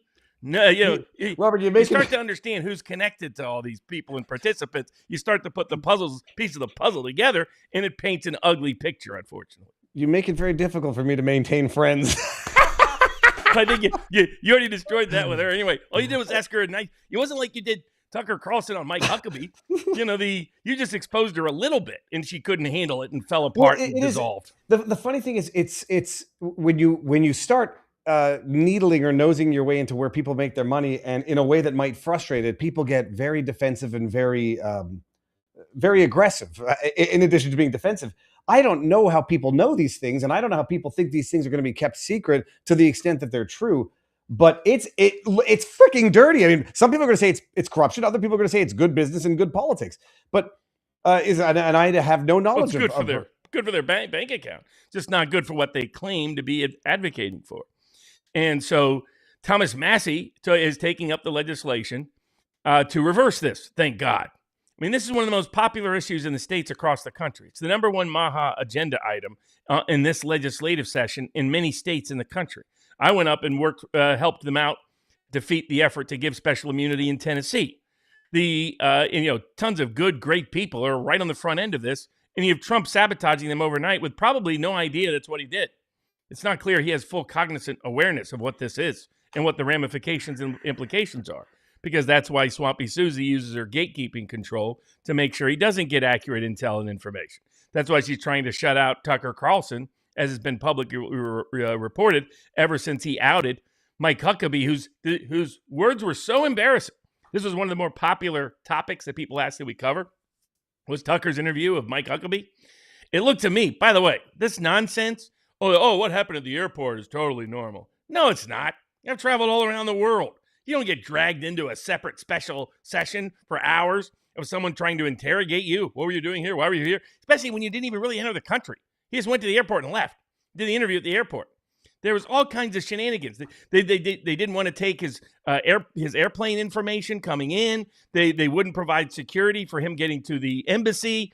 I mean, you can't put anything past Bibi Netanyahu. This is a man who I increasingly believe deliberately stood down or helped sabotage their security so that October 7th could happen in the first place. Because that's how nasty Bibi is. And so people don't think you sound too crazy. I've had discussions. Well, incidentally, I had a discussion with Gadi Taub, who had no good explanation for how it took as long as it did to respond. So whether or not you call that a stand down or just grotesque criminal incompetence. But I've had discussions with Israelis who are, I wouldn't say insiders, but born and bred, live in Israel. And they believe that there was something of an inexplicable stand down in the, so that nobody thinks you're just a crazy. Oh yeah, no. Well, I mean, you said from day one it made no sense. It made no sense. It's a 6-hour drive across the country, and some of those villages were ransacked for 12 hours, if not more. And then when I had a pro Netanyahu Israeli intellectual, there was no possible answer. They were looking at the high tech over low tech. I live in Florida. There's a guy who goes paragliding around here. Dude, my neighbors could have taken the guy out faster than what happened in Israel. So there's nothing that's going to make sense about that. And you see the consequences. And now anybody that had any doubts. So the big news item that came out from that interview, aside from Huckabee's incapacity to explain how Christian Zionism even works, because Christian Zionism is a heresy taught by televangelists in the 1970s after a bunch of them got caught banging the secretary. Their idea of being a missionary was to give the secretary a missionary position. That was what they were up to. like a lot of the founder of Christian Zionism. That's what happened. He got ran off from his church because he got banging parishioners, and they needed a new excuse. And the Likud party decided, hey, this is a good opportunity to unite with this new politicized religious right that's emerging in the country in response to all of the cultural insanity of the late 60s, early 70s, and the Carter administration accelerating that by treating every Christian school as racist, because the people in his administration didn't understand the Deep South was not where all the evangelical schools were taking place. Many of these were taking place in the most racially liberal areas of the country, Kansas, places like Hillsdale, Michigan, etc. But they basically used that as an opportunity to create Christian Zionism. Didn't exist before the 1970s in any meaningful form, which is and you got Newsmax, Chris Ruddy, who parlayed being the real tough independent investigative journalist back in the 90s against the Clintons, getting paid a lot of money from the Mellons and some others, that he then cashed in, befriended the Clintons, helped create Newsmax, and it's been a propaganda organization aiding and enabling the deep state all along ever since, masquerading as a conservative independent publication when it's not. It's out there telling everybody that the political country of Israel is the essential predicate of the entire religion of Christianity, which is insane. So, of course, Huckabee couldn't defend any of this. None of it made much sense. None of it ever has, because it's a bastardized ideology by people wanting to preach a heresy to line their pockets and for political convenience back in the 80s for the AIPAC and religious right to align. But that alignment no longer serves the Christian cause purpose. But the biggest news was he sat there and not only confirmed the Greater Israel Project, because this goes back to, one of the reasons why I've come to be skeptical of Bibi Netanyahu about October 7th is because his critics, the Scott Hortons of the world, said here that their real goal is a Greater Israel, and they're going to use this as a pretext to ethnically cleanse the Palestinian population of Gaza and to expand Israel's influence in Lebanon and Syria and other parts, and ultimately Jordan and Egypt and Saudi Arabia. I mean, the Greater Israel Project is nuts. And there's our U.S. ambassador, confusing Israel's borders with our borders, like using saying, well, we got to worry about our border on Lebanon. And Tucker was like, I live in Maine. I don't think we're anywhere near the border in Lebanon. What do you mean our? And then, but the other one was, Mike was, Greater Israel, Israel's religiously entitled to whatever they want to take. However big that is, they want it. They have a right to it. And people around the Arab world were like, what? I mean, Saudi Arabia's like, whoa, no. This is insane. This is insane. Everybody in the Arab Muslim world was like, now we understand what the war with Iran is all about. It's about the Greater Israel Project to take over large parts of the Middle East.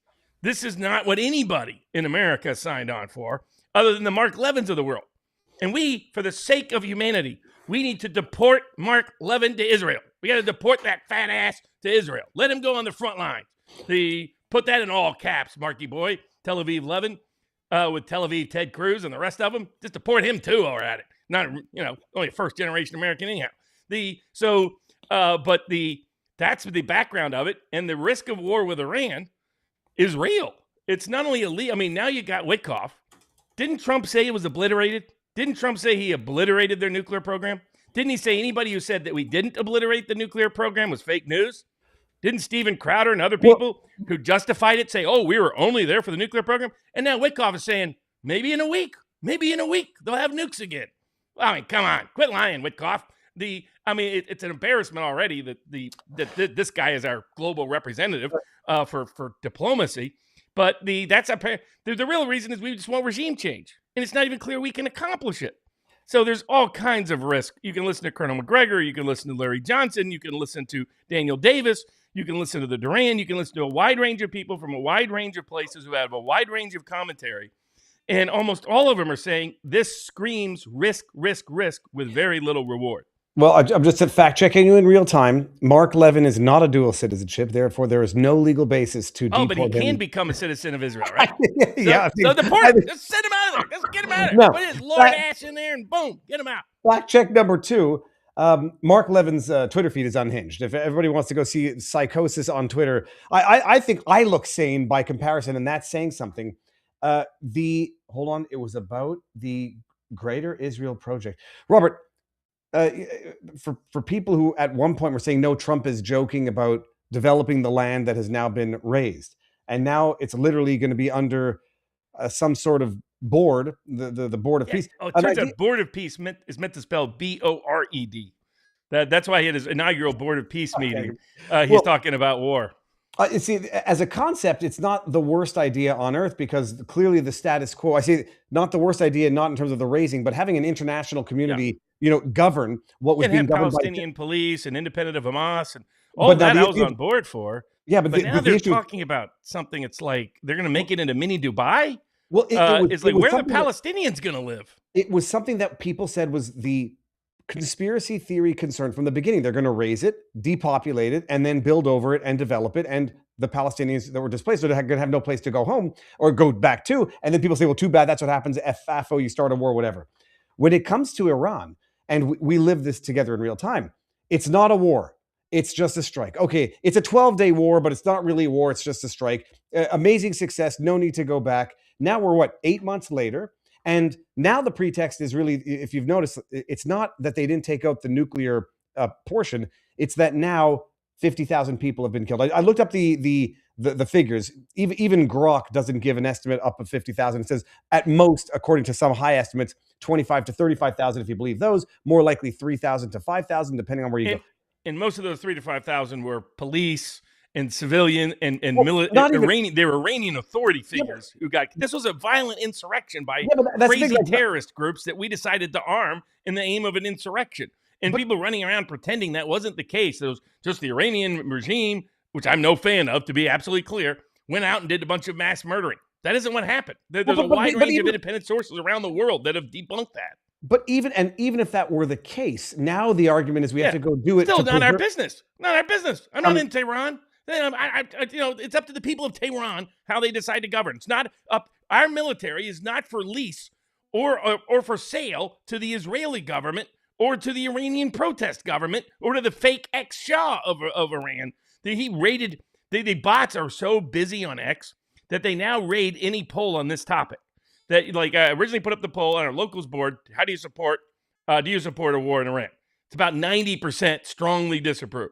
The same was true on X initially, and then the Shah's people, I know because this is the son of the Shah, was in my comment section, was sicking all of his Mossad, and I think somebody tracked it. Like almost 75% of the people who voted in the poll, they track their VPN to Israel. It's that kind of operation. So it's a Mossad operation, but this illusion that there's this mass domestic movement in Iran to overthrow the government and, more importantly, to bring in the United States and have the United States bomb them back into oblivion is all hogwash. It is hogwash. Even if it were true, let's say this is a lose-lose proposition. So let's talk about the risks, or let's talk about the so-called reward. The so-called reward is regime change in Iran. Do you think that's really a reward? How's that worked out in Libya? How's that worked out in Syria? We're back releasing ISIS soldiers. We're back in bed with ISIS. The Trump administration is. He invited Mr. Head Chopper to the White House to show off his Trump cologne. They got released from a bunch of prisons in Syria, and they're sending him to try to wage war in Iran because they're sending him into Iraq. We're back in bed with friggin' ISIS, who Trump promised to eliminate in his first term. And for those that don't know, the main opponent of ISIS was Iran, by the way. Soleimani is the guy we took out, is the guy who took out ISIS. The conservatives don't like to hear honest information, but that's the reality of it if you dig in. So that's what we're back in bed in business with. But even if we succeed at regime change, you've got Libya, Iraq, and Syria on steroids, where there's open slave markets that led to the rise of ISIS. If this regime in Iran falls, we are far more likely to have a more dangerous condition of situation in Iran than as it relates to America, relates to the United States. Now, maybe Israel's okay with it, but not for America's best interest, because we would be blamed for it. Now, let's say we murder the Ayatollah and his kid. Now we've murdered the leader, or assassinated him. We've now taken out the leader of a huge sect of Islam. How do you think that's going to work? If somebody went and assassinated the Pope, do you think all Catholics around the world would go, woohoo? I don't think so. And that is the logic of what they're talking about. So even a win is likely a loss. And then there's the possibility we don't achieve regime change at all, for which would mean the whole effort was a total waste of money and lives. And the people saying, hey, Barnes, There's nobody out there. I said the White House is calculating up to 10,000 casualties. Like, oh, that's hogwash. That can't be true. Da, da, da. They polled on it, folks. They went out and polled on it. They polled, would you support this invasion and war with Iran, even if it caused 10,000 plus casualties, because that's how many they think they can have happen. And this is because we've got a bunch of soldiers on the ground in bases we can't adequately protect that are easily within the reach of Iran, that are easily with. We could have what they're talking about. If you listen to the Iranian side, hear what they're talking about. They're talking about they may go in and depose the government of Azerbaijan. They may unleash Shia political rebellions around the entire region. Not to mention the various missiles and counter weapons that they have to hit our bases, to hit Israel, to hit our ships. This screams risk, risk, risk. For what? For what? So Bibi Netanyahu finally gets his dream regime change in Iran? I don't think that's worth the risk. And the American people agree with me. Right now, more Americans believe the Democratic Party will keep them out of war than the Republican Party, than Donald Trump, by an 8-point margin. Guess what it parallels to? The exact margin of the number of people who think you're more likely to keep us out of war has been the identical to the the margin of victory in presidential elections dating back to 1948. And the same is true now. The advantage for Democrats on the House ballot, 8 points. Exactly the same as the number of people who think we're going to get us out of war. This is why it's now public. Vice President Vance, Director of National Intelligence Tulsi Gabbard, have been begging the president, do not do this, because this will be a disaster. It can kill your presidency. It can wreck their ambitions and aspirations. And from a geopolitical, so domestically, politically, it will be a complete disaster no matter what happens. Geopolitically, it could be an even bigger disaster. They are going to shut down the Straits of Hormuz. Iran's going to do it right away. They're not going to wait. And what's going to be the effect of that? Doubling or tripling oil and gas prices around the globe as they take a third of our oil and natural gas off of global supply. This is disaster, disaster, disaster written all over it. And those boomer con slop at Fox are encouraging, incentivizing the president to do it. Swampy Susie, who is one of those Christian Zionist churches where they built their own fake Western Wall inside, and that's how nuts she is from her boomer con world, deeply embedded with that deep state apparatus, are all encouraging the president to do this. And this is politically disaster. I think geopolitically, I think it'd be a disaster. I don't think there's any. Now, from a legal constitutional perspective, Iran presents no imminent risk to the United States of America, period, end of story. All you combine, all of, even if you blame Iran for who's labeled as their proxy, you can argue about how much these people are proxies because they often haven't come to bat for Iran. I would suggest they're not really that proxy, but putting that aside, all their deaths of Americans combined, it's less than the number of people that certain of our allies in the region have caused the death of. So they are no imminent risk constitutionally. Mike Cernovich, for the love of God, you can't completely bitch out like this. He's out there saying it's not a war. It's not a declaration of war to bomb a country. What? If this is Rand Paul's point, if Americans would call it an act of war, if it happened to us, then constitutionally, by golly, it's an act of war that requires congressional authorization and approval under our Constitution. I consider kidnapping a foreign leader an act of war because that's what we would do if someone kidnapped President Trump. But by golly, it sure is the case that bombing somebody is war. Pretending it's not war is stupid. It's not only just dumb at a level that makes you look like a moron, that makes Mike Cernovich look like a joke, looks like he's become an Israeli little bitch. But on top of all that, by the way, that's how they rated even Massey's poll. So it's all these bots on X are just rating polls now. First of all, this is just set aside your description. First of all, I want to highlight one thing before I keep going here. Thank you for adding another freaking wrinkle to my face, Robert. See, I had the grimace wrinkle here. Now I got another one. I just noticed it's like a right there. That right there. That's another wrinkle of distress of the state of the world that we're in.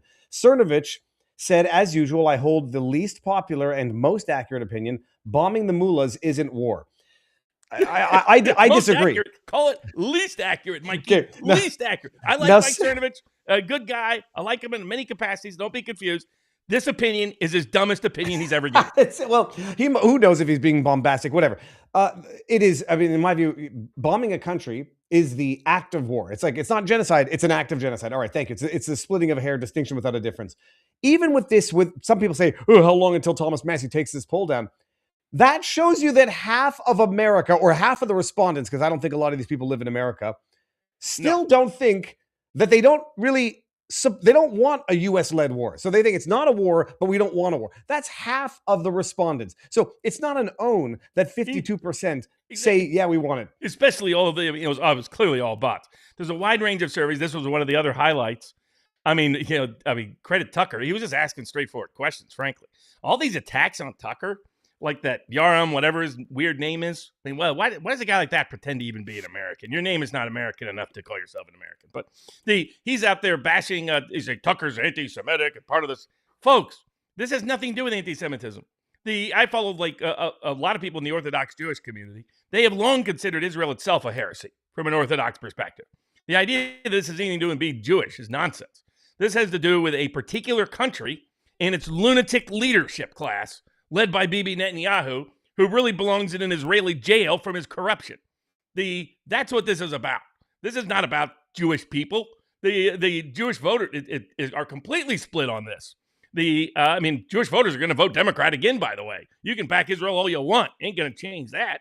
The many Jewish people are some of the most anti-Israel on the planet, whether you're talking about the Orthodox or the Jewish left, like we talked with Max Blumenthal. Well, Noam Chomsky, like a lot of the big names are vehemently anti-Israel. This goes back to being anti-Zionist for a good number of them. For others, it's their siding with the U.S. rather than the Soviet Union.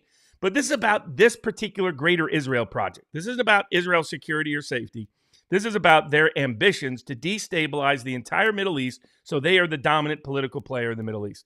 This is how they are sabotaging the Abraham Accords on a daily basis. This is why Saudi Arabia is walking back, not walking forward to the Abraham Accords. Because increasingly throughout the Middle East, they think Israel is the greatest threat to Middle East security and safety. But at a minimum, it is not in our geopolitical best interest to be there. It is clearly an act of war to do what we're talking about doing. So don't pretend otherwise. Constitutionally, that requires the president to get congressional approval. The War Powers Resolution Act is not so broad that it can possibly authorize this action. There is no imminent security risk to the country that requires, as a proportionate response, a mass bombing campaign and regime change in Iran. And it is an absolute betrayal by President Trump of a decade-long set of promises, including ones he just made less than a year ago in Saudi Arabia, that he was no longer going to be in the regime change business. There's large parts of his base that would never forgive him if he were to cross this line of the Iranian war. So this is a warning. So take it or suffer the consequences. I would rather we, the American people, the people of Iran, the people of the Middle East, or President Trump suffer such consequences. But, let's hope the better angels of our nature and the better voices like Tulsi Gabbard and J.D. Vance get through to the president. We got our circulated poll that shows right now they're way under. If they could reverse the war question, they could hold the Senate just by itself. But they have no chance of reversing that if we go to war in Iran. Robert, let me read a bunch of the CommieTube chats before I lose them. We got, if companies passed the cost of the tariffs onto their customers, how can they be harmed? They have already been compensated. Would not the citizens have been the one harmed and get the tax rebates? It says Quat 1996. You can argue that, but effectively they really didn't. Like, this is mostly a myth. It's due to the price discovery phenomenon that most of them did not. In fact, like when you see these headlines that say it's the U.S. that paid the tariff, what they're referencing is the company, the retailer, the importer. But even then, frequently what happens is the exporter takes a haircut or there's fewer goods sold. Mm-hmm. So the price transfer is not easy if you understand the theory of price discovery of free market economics. The theory of price discovery is that you're charging the most you can right now to be able to sell at the supply you want to sell at. You either have to reduce your supply. If you're going to increase the cost, you're likely going to have reduced purchases. So there's a balance there. So for the most part, imported goods, you can find the cost of living, track the inflationary gauges on imported goods, and they did not go up substantially during Trump's tariff era. Like those predictions were mistaken and misguided. Mm. So but the company that actually pays it is the one legally entitled to the refund, even if they really recoup that by increasing prices. But there's not a lot of evidence they actually did increase the prices. And I actually do want to get to this one. What do you think of the South Korean politician getting sentenced to life for allegedly starting a coup when enacting martial law? That's a tradition in South Korea. You get elected president, you go to jail. Well, but it's the one that hopefully we do not start in America, but we're on our way to that when Trump is no longer in office. Let me not fall too far behind here. We're going to get a couple more of these. Lost in West Virginia says, your show is turning into a 2-hour rant against Trump for months now, and I still can't buy raw dairy products for my Amish neighbors in Pennsylvania. Fix that, sir, if you still can. Well, why might you not be able to buy raw milk in from your Amish neighbors in Pennsylvania, Mr. Lost in West Virginia? Robert, do you have an answer to that question, and who might be to blame? I mean, it would be nice if the Trump administration would step up to the plate and help as they promised to do. So far, they've not delivered for the Amish. Now, I continue to represent them. I mean, anybody does a 2-month rant against Trump, you're selectively, if you want to hear seal clapping, go somewhere else. But the warnings of the risks to Trump is a good idea, not a bad idea. Yeah, there were a bunch of people early during COVID. They're like, "Oh, this is genius. Yes, go along with Anthony Fauci. This is fine." One of them was Will Chamberlain, was doing that nonsense, saying lock down more, lock down harder. So was Steve Bannon. So was Jack Posobiec. So, by the way, was Mike Cernovich. He was on the wrong side of COVID at the very beginning. So a lot of these, did that help Trump? Did it help Trump to shut down the country? Did it help Trump to turn the country over to Fauci for a month and a half? Did it help Trump to have mass mail-in voting in the 2020 election? All of you that cheerled, do you think that was a smart decision, or do you think that was a stupid decision? Do you think it was better to have warned him rather than seal clap for him? What's happening with the Amish is that they are still harassing the Amish. The Pennsylvania Republican Attorney General got elected to be Attorney General, promising not to continue to harass the Amish, is continuing to harass the Amish. The Trump Treasury Department is still, the IRS, still harassing the Amish. I'm defending Amos in multiple cases, defending the Amish in multiple cases to this day, and have been doing so effectively pro bono now for years. Now, we're going to 1776 Law Center is going to have a special fundraiser at Amos Miller's farm it's going to be a combination birthday party, Amish picnic, Amish outing, to help raise funds to continue that fight. But if you want to know why is it that's the case, because Republicans can't keep their word, my friend. That's why we're here. Oh, Robert, I love fact checking you in real time. It's actually phenomenal that Tony Fauci's. This is Will Chamberlain, April 13, 2020. Tony Fauci's approval numbers: 78 approve, only 7% disapprove. If Trump were to fire Fauci, that would be immensely damaging to his presidency and to his re-election chances. Twitter is not real life. Twitter's forever. I'll tell you one thing. That's who he's worth. That's who Mike Davis is partners with. Is that guy? That tells you the quality of their legal advice. Let me do this one. It says, Robert, is God a... I'm not going to entertain it with an answer, but thank you for the support. This is theological beyond the scope of the show. Is God a Christian Zionist? He's the original Christian. He's the original Zionist, and his word is all about Christ. Logically, then he was never a Zionist. There's nothing about the Zionism emerged in mid 1800s. Well, I don't think people are using the term Zionism in any coherent, consistent manner. So it's only the propagandized boomer cons that have taken in all the slop from the televangelist preachers in their day that buy into this stuff. My young anybody under 60 who's evangelical, grew up in the evangelical community, for the most part, get outraged and insulted when they hear Mike Huckabee's nonsense. I heard glyphosate is also used to dry the wheat. Is that true? I'm not sure. It's used in all kinds of stuff that contaminates our food supply. It's on everything. It's in everything. It's why people have trouble eating American wheat but don't have trouble eating European wheat. Tip via Rumble Wallet, Annie P13. Thank you. I'm going to read this with neither approval nor disapproval. Yo, Barnes, Cernovich's wife is family's from Iran. He's not watching CBS. He's watching his chances of getting laid. All right. Thank you for the support. Barnes, please tell us where I can get. Okay. All right. So that's good there. That's a fair enough point on the maybe. The problem is you can't listen to Patrick Bet-David and the expats that live outside a country for what's going on inside the country. Well, that's particularly not almost all of these Iranians have been here since the 70s, early 80s. So, it's not like they got a lot of tight ties. God bless Patrick Bet-David, but I don't think he's got any real intel on what's happening in Iran. But I have a lot of Iranian friends who, I say a lot, a number of Iranian friends that work with my wife, and yes, they're very anti the Iranian regime, of course. That's why they're in exile. That's why they're here and not there. Let's do a few on here, and then we're going to get into the other stuff here. Now that we caught down, okay, man. If you stop paying income tax, then how would you violate your Fifth Amendment rights to tattle on yourself to the government? Wouldn't they let this happen? Says 8 help for me. Dictum, Robert. What those disclosure laws apply to lawyers who represents clients like Amos Miller or Brooke Jackson, the former regional director of Ventavia, etc. If her lawyer meets with a member of Congress, the DOJ, FDA, to advocate for executive branch decisions that will benefit his law clients. Howard the Duke says, adding a tip. Andrew Piscadlo says, I'm increasingly worried about the businesses that are taking only card. It's a 3% processing fee in general, and it's never the person's responsibility who's handling the transaction. Look at these banks. Can cut people off with ease. The removal of the penny has created genuine problem with these small businesses don't want to handle what the F. They just add that 3% onto the consumer. Everywhere here it says if you pay with credit card, you're paying 3% more on their behalf. Chris Kraft says, I got this image from Hyphen. He says this is Viva's Mike Davis was wrong jargon. Well, those are fake gold. I can tell you that much.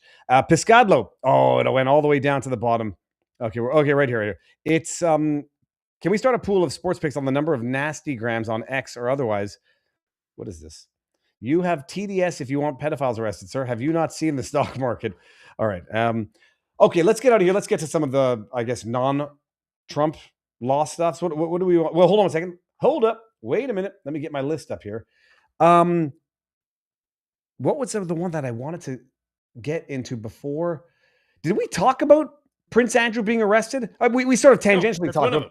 Okay, let's just the former Prince Andrew, whose name is Mountbatten Windsor, he was arrested. Where does he come from? Where does his family come from? Mountbatten? That it's originally German, and they anglicized it in 1917 because the UK was about to be part of World War I against Germany. Not only that, if you track back the family lines even further, it's connected to a part of Germany that helped originally fund and put into power the beginnings of the Rothschild banking empire, by the way. So that's part of the reasons why for all those royal connections. If you knew that Epstein was connected to the Rothschilds, it explains everything, because you look at where are Epstein's connections. You could kind of get Israel in Wall Street, but it's like, why all these European royalty? But that's who the Rothschilds built their entire banking empire, was their cozy relationship with the various royal families of Europe, including in particular the UK, but not limited to it. But that's why he anglicized the name, and you're now seeing that name come back rather than Windsor, because he's no longer the prince. Mountbatten. Well, he got arrested, but not charged. It was something in office. What's it called? Improprieties in office. Misconduct in office. Yeah, abusive office, basically. Misuse of office, yeah. For disclosing things to Jeffrey Epstein back in the day. Now, when I was first reading it, I'm like, okay, so he forwarded him emails of tips and whatever insider information 2010 or earlier. And I was wondering what the statute of limitations was. He didn't get charged with anything. So he got arrested, detained, investigate a little bit. They're still continuing the investigation, but no charges. I mean, it is a little ironic or embarrassing that yet another foreigner, and this time a former prince, gets arrested in the UK because of the disclosures. People say nothing to do with sex-related crimes, only to do with whatever. Well, people like Mike Benz of the world have been saying the sex trafficking, underage sexploitation is one element of this. The other element, and the one that Mike Benz is most interested in, is the Forrest Gump of this world, Jeffrey Epstein, somehow having a hand in every element of geopolitics, going to the Rothschilds and whatever. Bottom line, Prince Andrew, former Prince Andrew, arrested, released. What do you make of it? Where does it go? And what the hell is going on that nobody of any meaningful position of power or whatever in the States, even on non-sex trafficking issues, has managed to be arrested for their involvement with Epstein? Well, you kind of know why Les Wexner was allowed to walk. He does a deposition. Apparently no Republican shows up for it. I don't understand why that was the case. And then they say they're shutting it all down afterwards. And as you pointed out, his lawyer made the joke of telling him that he's going to effing kill him if he keeps answering questions in a certain way. It wasn't long after he ratted out that the Rothschilds were the reason why he went into bed with Epstein. just so everybody knows, that was not AI. That was confirmed. His lawyer whispered and says, haha, I'm going to fucking kill you if you answer a question with more than 5 words. And it wasn't like a violent, it was like, shut your stupid mouth. And I don't know how they could even, how a lawyer could, that's coaching a witness while he's under oath. I don't know how the hell he got away with it, but there were no Republicans there apparently to raise a flag. Sorry, I cut you off, and I just want to check one thing while you're talking. And it turns out Wexner gave a bunch of money to the Republican candidate for the Senate in Ohio, Husted.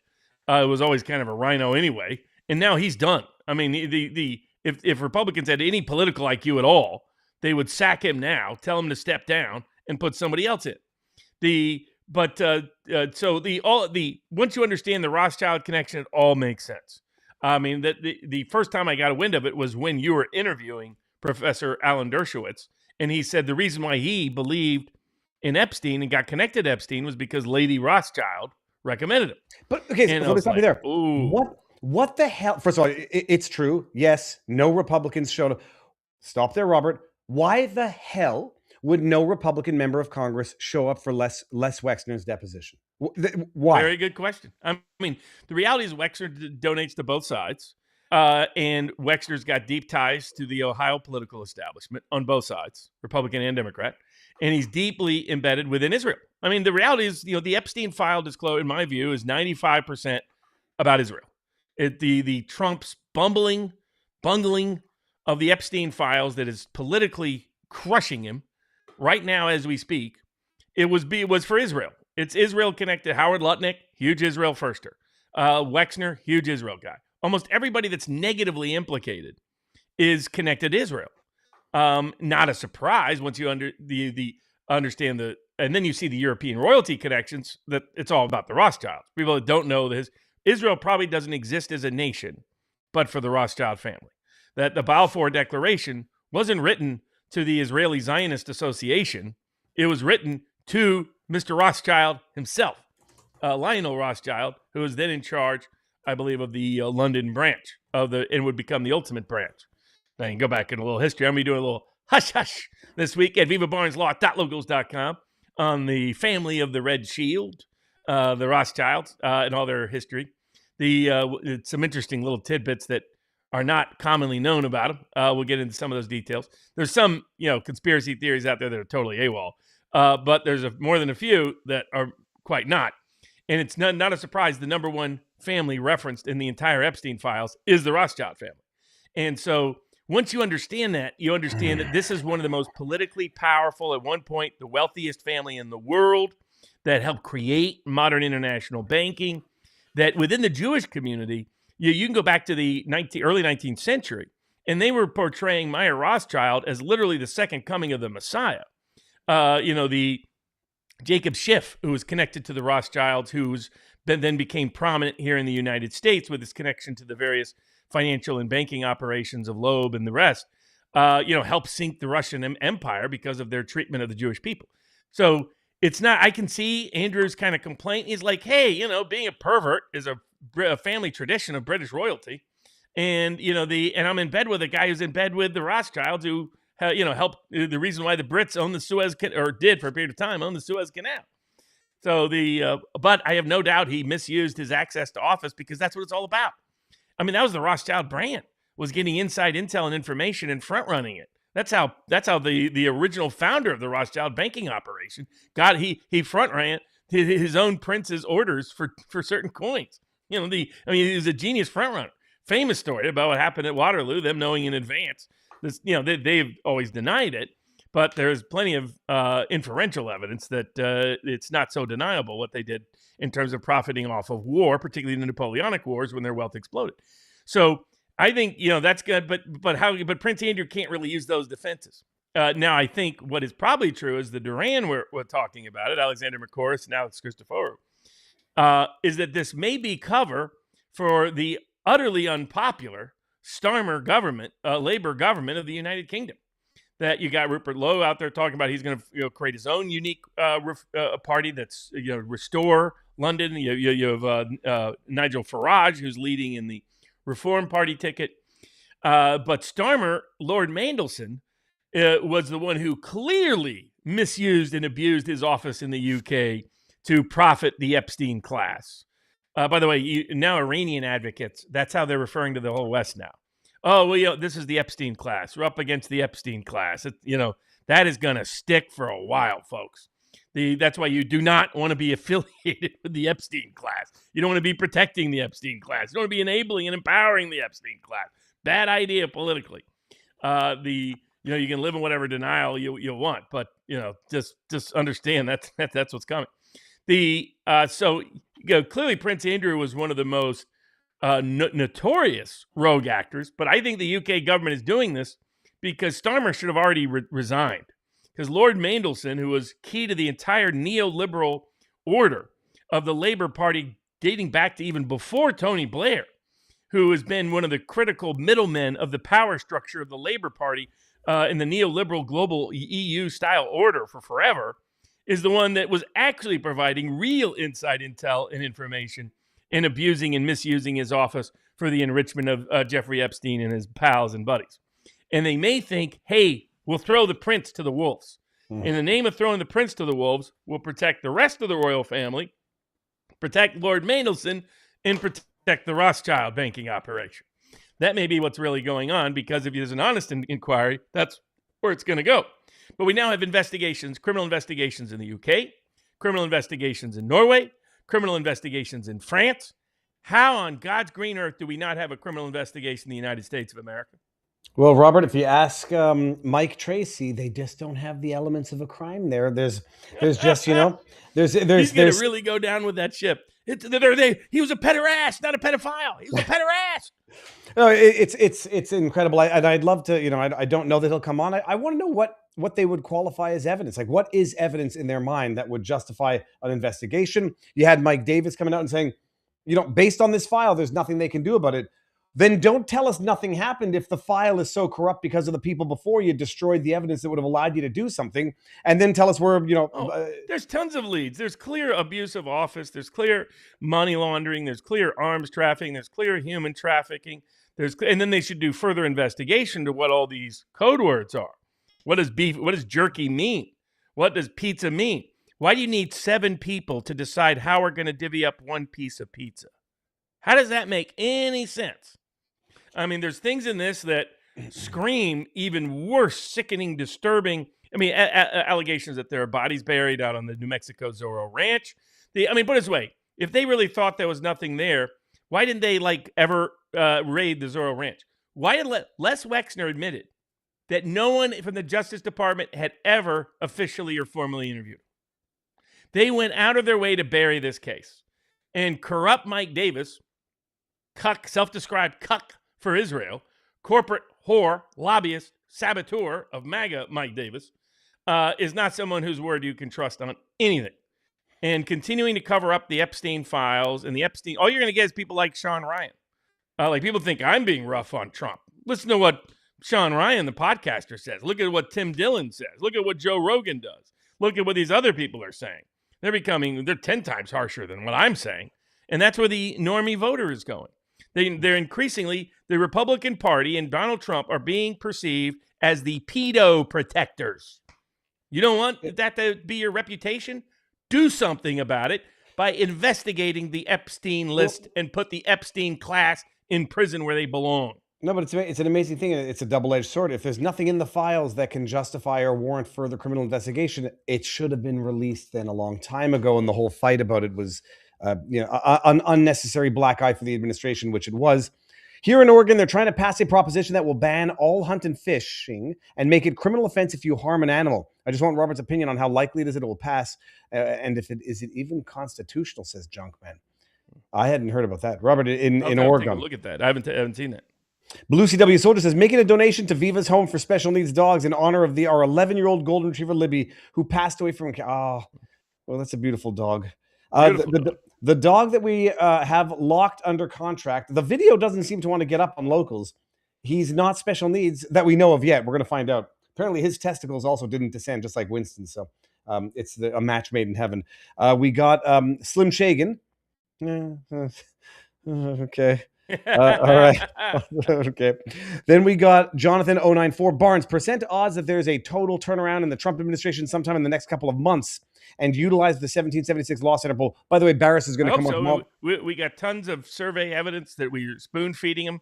Got them the stuff about where they are on war, on the Iran war. Got them the stuff about what to do on the tariff policy. Use it as an opportunity, not an obstacle.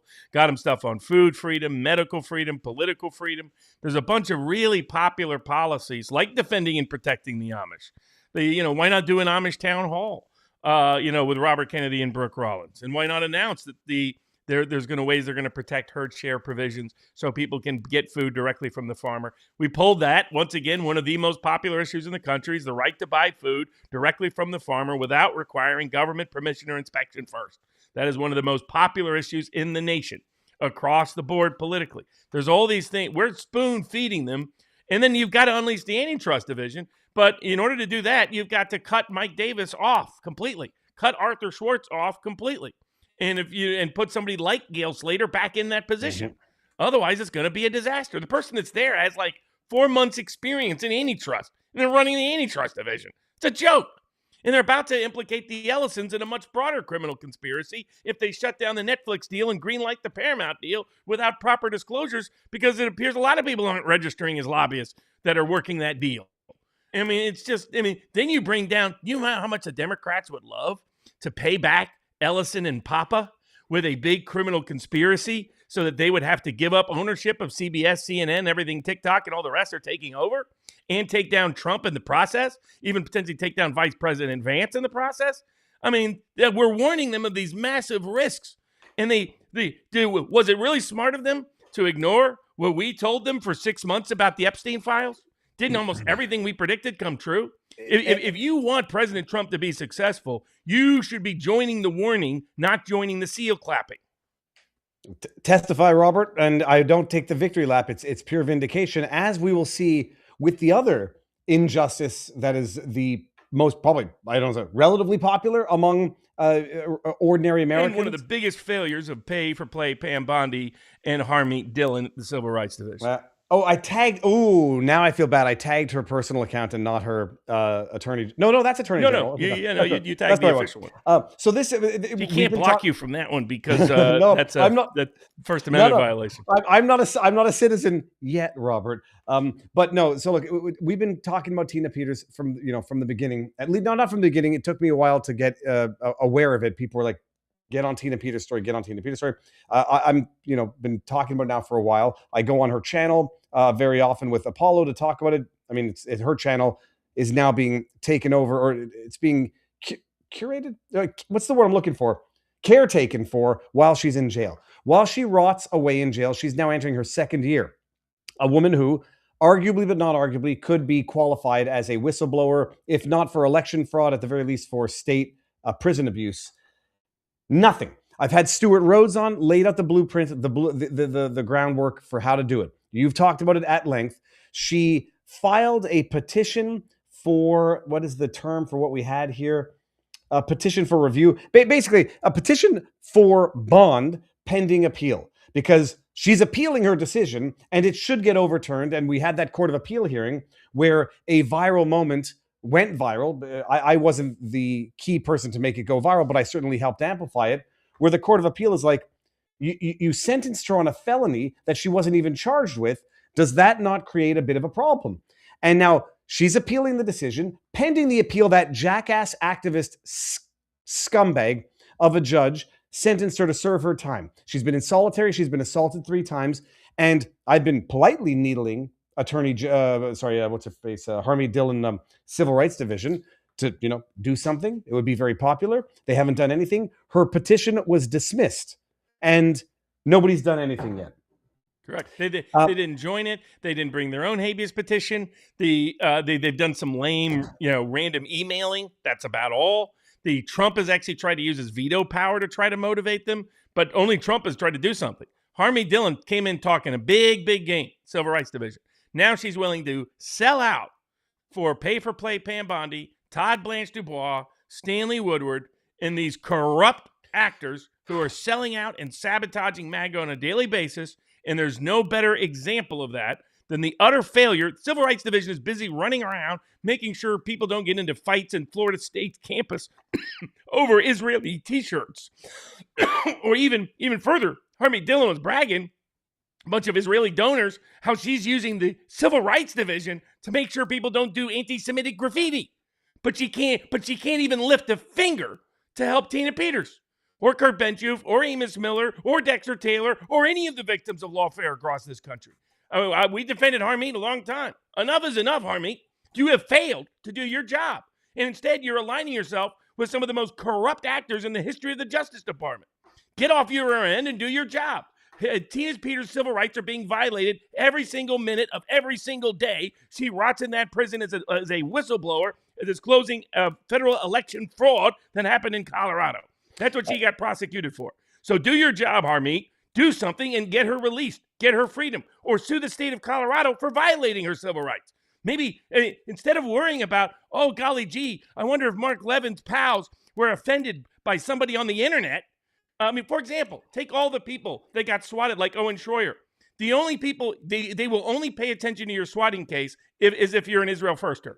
So if you're a Laura Loomer, they're all over it. They got 50 agents on it. But if you're Owen Schroyer, nothing. Zero. Zilch. Zunka. Harmeet Dillon's becoming an embarrassment to the MAGA cause and the civil rights. So if she's going to do her job, start doing it now. Well, okay, so I'm just looking it up as we talk. In December, Dillon announced and led a civil rights investigation into the entire Colorado prison system.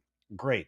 Earlier in the year, the DOJ under Dillon's division filed a statement of interest in Peters' federal habeas corpus petition. Did they not intervene? No, they never intervened. They haven't brought their own petition. They haven't done anything really effective or creative to get her out. If they were serious, they would. I mean, when it comes to a big corporation making a big donation to the lobbyist pals of Pay-for-Play Pam, by golly, they're quick to act. If it's an Israel First issue, they are quick to act. But when it's Tina Peters, they are slow to act. And so what they could do, we've said it a number of times, anybody can snip and clip. They can. She's a material witness in a federal criminal conspiracy to deny us, all of us, our constitutional rights to a fair election in 2020. So she should be really. They do this. I mean, for the love of the good Lord, the feds helped get mobsters, some of the biggest mobsters, like Lucky Luciano, released from state prison. I mean, we can get mobsters out, but we can't get Tina Peters out? What a joke. Guess who ran interference for it? Said it was all fine. Mike Davis. You're adding to the grimace wrinkle, Robert. Divine Comedy or just comedy? DC's sewage couldn't handle all their shit, and it spilled into the Potomac, causing the largest sewage disaster in U.S. history. It has been over a month and no fix. Trump finally made it a national disaster. Well, I think we outdid you up in Montreal, where when we were redoing the sewers, they literally diverted all of the city's waste into the St. Lawrence River. And I went to look at it, and the amount of condoms I saw floating around in the river was shockingly high. I don't know who flushes anyways. At least people are using protection, I guess. All right. Glyphosate is an ingredient in a Roundup. That is what we are told is the cause of his cancer, Sézary syndrome, and non-Hodgkin's lymphoma, says Tzedakah. We are watching from the ICU right now. Tzedakah, everyone's wishing as the best under the circumstances. Absolutely. It's everywhere. Barnes said you would unblock me a few weeks ago. This is Quo Vadis. I'm still blocked. I'll have a look at that because, okay, we'll see. Thanks for listening more and not interrupting tonight. Okay. Now you make me want to interrupt more. We need to know, says it says Chris Kraft. Well, that's some, okay. See the veil. Can we ask all the viewers to call the White House and their members of Congress to remove the Trump's executive order that gives glyphosate companies a shield and right to bypass state laws, as well as allowed to be sprayed on or near elementary schools, knowing this violates the full reason the people of the USA voted him into office, because Trump knows it 100% causes illness in our nation and direct nutrition deficit in farm-produced food. Do it. Stay polite. Don't make any threats, people. We got to understand malevolence. The Dow's over 3. Pam Bondi as a vampire. I think that's from. Oh, that's not from the movie Malevolent. Or it looks like maybe an alien or something. Restore Britain. A Million Amelia's video are major culture events that JD should embrace. Plus, he is in the video. I saw those. They're quite funny. Dr. Hoover says, it's an old Steve Martin movie bit. Check it out from the YouTubes. It makes me chuckle every time. I have a great suggestion for the next meetup. Yeah, the Quality Leering Center. That's from Pasha Moyer. We will be, it's glyphosate. Come on, says Howard the Duck, but that's a joke. We will be able to break the gatekeeping. Will we be able to break the gatekeeping of Susie? It's bound to break down sooner or later, sooner being preferable. One would hope so, yes. Okay, so let's get to some of the... It's identifying where the problems are, where the botlonecks are. Now, so the president's bad choice to put the donors first by putting her there in the first place. But the way we know that Trump is back to being loyal to the voter base, not the donor base, is when Swampy Susie and Paper Plate Pam are gone. I guess, look, we'll cover the transanity in Canada, which is something... We got the transanity, we got Amazon suicide, we got Facebook on trial for addicting and destroying the mental health of our young children. We've got Virginia redistricting. We got the Voting Rights Act coming up connected to that. We got ICE wanting to raid churches and a fire truck monopoly in Wisconsin. So the... I'm going to read one more CommuTube. No, that's not the one. I had another. There was a chat up in CommuTube. Well, okay, hold on. I can't get them in there. There's too many. I'll try to get to them afterwards. Let's do transanity in Canada, which is a ridiculous decision of the British Columbia Human Rights Tribunal. That, hold on one second. Oh, that's right. This was, I'm getting mixed up between the barber, the barber shop, which was fined $500 for not offering a other between male and female when booking online for a haircut. And that was held up by the courts. British Columbia, this was not held up by the courts of British Columbia yet, but the British Columbia Human Rights Tribunal, it's BCHRT, which is ironic because it's really involved in the hormone replacement therapy affirmation. They fined a guy. He was a trustee of the school for the 5 years relevant question where he was putting out anti-trans. They call it SOGI, sexual orientation, gender identification. That's the acronym. They give all of the most horrific stuff, beautiful acronyms. You got MAIDS for medical assistance in dying. You got SOGI for sexual orientation, gender identification, discrimination. He was putting out posts saying it's, transgenderism is an ideology, it's grooming children, it's mutilation. And he got sued. He got taken to the British Columbia Human Rights Tribunal because they said it was anti-trans rhetoric. I do need to find the exact citation from this order. He was ordered to pay $750,000 because he is deemed to have violated the members of the class human rights. Hold on. I got it. You will not believe the actual part of the ruling. You have to read it 5 times in order to actually believe this. It says, this is from, the ruling says, if a person elects not to, quote, believe that gender identity is separate from sex assigned at birth, then they do not, quote, believe in trans people. This is a form of existential denial. If it is not, as Mr. Neufeld argues, akin to religious beliefs, a person does not need to believe in Christianity to accept another person as Christian. However, to accept that a person is transgender, one must accept that their gender identity is different than their sex assigned at birth. And later in the next paragraph, people can and do decide that they were assigned the incorrect gender at birth. And if you disagree with that, it means you're denying their existence. And this British Columbia Human Rights Tribunal ordered him to pay $750,000 to the members of the teachers union, the class. They estimated $1,000 here, $500 there, and we'll see if this goes up to the courts for review and if it gets ratified. But it's not. John Cleese, the jackass of all anti-Trump TDS afflicted jackasses, says, I guess it's not safe for me to go up to Canada to do my jokes anymore. I didn't know that the guy was still into humor or touring. But at least even now, the most lefty TDS-afflicted idiots in America understand it's not safe to speak logic in Canada. That's the trans madness in Canada. Just true transanity. No, transanity. After a trans person was shooting up, I think shot up something here in the States, and then didn't they just shoot up something in Canada? Yeah. Oh, yeah. There was the Tumbler Ridge shooting where 7 school kids were killed. The trans mother, the person's mother and brother-in-law or stepbrother. In America, it was this guy who had a neo-Nazi, apparently the SS tattoo on his arm, was whatever, into the transing, was bodybuilding and shot up his wife, killed his wife, his kid. It's just, it's horrendous. But it's what happens when you have institutionalized mental illness, and Correct. Instead of treating it, you affirm it. Yeah, absolutely. And now say you're denying their existence. You point out, know that they're crazy. No, it's not that. If I walk around and say I'm a rabbit, now someone is denying my existence if they say, no, you're not a rabbit. But when are we going to say, well, I was assigned the wrong species at birth? I'm not a human. Yeah. I'm actually a canine. Do you have to cater to that? You can Yeah, do what you want. Barking like dogs. Holy Well, not far off there yet, Robert. Oh wait, no.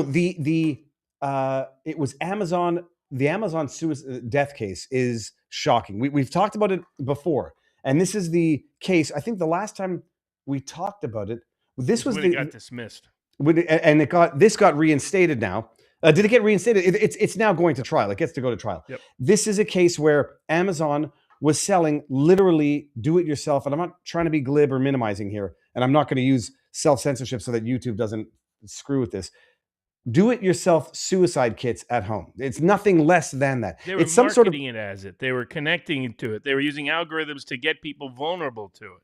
So this was not just some rando using Amazon to sell it. This was Amazon itself encouraging and incentivizing and then giving people the means to kill themselves. Because it's a product which has, at least according to the ruling, no home use. It's a concentration of some, I want to say it's a preservative. I think you use it to like preserve meats. Sodium nitrate, I believe, right? Sodium nitrate, yeah. And so there is no, there's no use for this level of concentration for home use. Now, that's not to say regulate everything. Not the combination that they were selling it in, but like here's the book to teach you how to do it. And they would recommend as a people often buy this item with this, the book on how to use it. They would send reminders if you didn't do it. They were deleting 1-star reviews that mentioned the fact that people are using this to commit suicide. And they originally got the lawsuit tossed, and now it got reinstated so they can have their day in court. I mean, I guess there's one question here. It's so obvious. I'm shocked in America how many cases get dismissed before their day in court. In Quebec, it's like they call it the ultimate sanction because everybody's entitled to their day in court. You have a shitty case, you'll have a shitty day in court. I've never seen so many cases get dismissed on the merits, not on the merits, before the merits by what I believe to be activist judges. How the hell does this one get dismissed? And more importantly, how the hell do they justify it on the merits when they have to go say, yeah, we were deleting 1-star reviews because they were illegitimate reviews. Yeah, we were coupling that product with the book on how to use it to kill yourself, not requiring age verification. How do they defend on the merits to this? In order to defend Amazon, it's got great influence in the political sectors in Washington, one of the most notoriously corrupt states in our country. That's why I have the Kurt Benschoof case, another case the Justice Department has done nothing to pick up on, the violations of his rights, because it's someone who just opposed the mother of their child, who had became a prostitute and involved with a lesbian relationship, turning their son trans. And for it, he's serving 10 plus years in state prison. That's up on appeals. We're fighting it right now. Outrageous case, but it's because of how openly political the Washington courts are.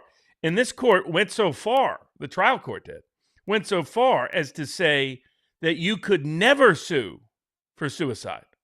It was an attempt to kind of create the Canadian system and recreate it legally here by saying, if you go out there as a doctor, you go out there as a corporation, you go out there as an NGO and encourage, incentivize, and provide the means for people to kill themselves, we, the legal system, will make it impossible to sue you because we'll say every act of suicide is a superseding cause and by law can never be the proximate cause of anybody's negligence, recklessness, or intentional bad behavior. That's what they were. I mean, that's how frightening and terrifying this decision was. And even as political as the Washington Supreme Court is, they're not as bad as the lower courts. They recognize that's nuts. That's not the law. It's never been the law. And they were citing cases where somebody committed suicide like 3 steps removed from the underlying negligence or recklessness. They're like, okay, somebody got into an accident. The accident didn't go well. 2 years later, they commit suicide. The court's like, well, there's not a proximate cause. They were interpreting that case to mean there could never be proximate cause in suicide cases. So it was a horrendous, terrifying decision. What people also emphasize, people forget, foreseeable misuse is something you can be held liable for.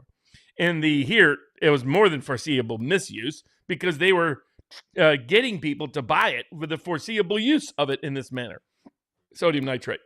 And so thankfully, the Washington Supreme Court wasn't as insane as the rest of the state, and they're able to pursue their action against Amazon. And hopefully this causes Amazon to take this down and stop doing this.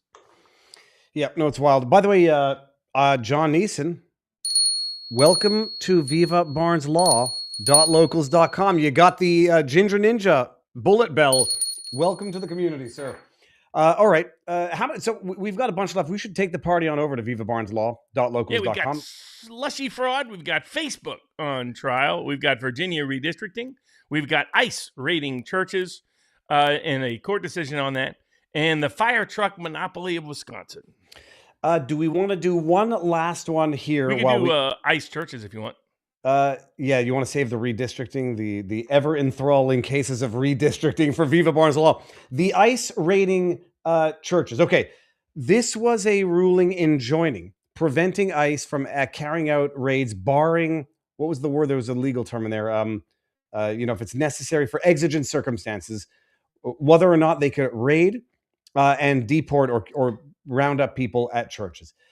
It seems like a no-brainer. I mean, I don't agree with the fact that you can't do certain things at certain religious institutions, because what ends up happening is they end up abusing those institutions to hide stuff, knowing that they can't be raided.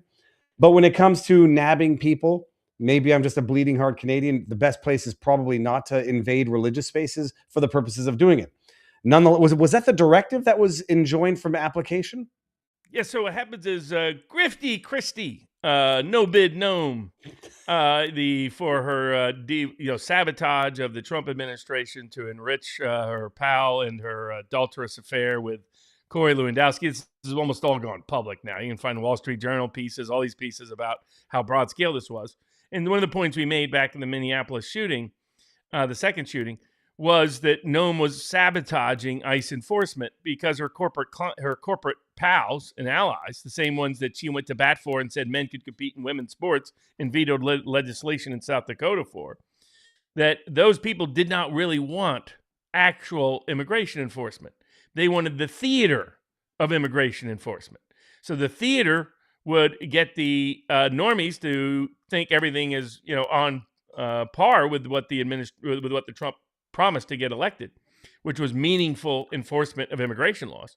And even though the people like Richard Barris went out and did over 100,000 interviews for the White House to get them information and intel months ago, said, look, here's how you should do immigration enforcement. The country's still on board with complete deportation, but don't do it the way ICE is doing it. Don't show up as Stasi-style masked military fatigued officers on the street grabbing people out of things like churches, right? So why did Noam do this? Noam did it because it's great theater, gets lots of attention. She looks tough on immigration when she's actually sabotaging and undermining the immigration enforcement agenda by triggering backlashes across the country due to the method and mechanism she chose to use. So this now goes to court. The Religious Freedom Restoration Act restricts the federal government. It goes beyond what the First Amendment requires.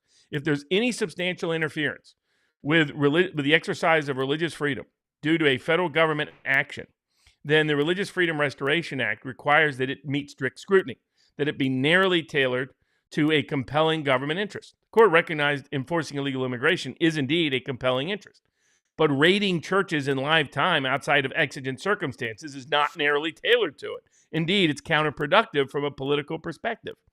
And so the federal court enjoined it.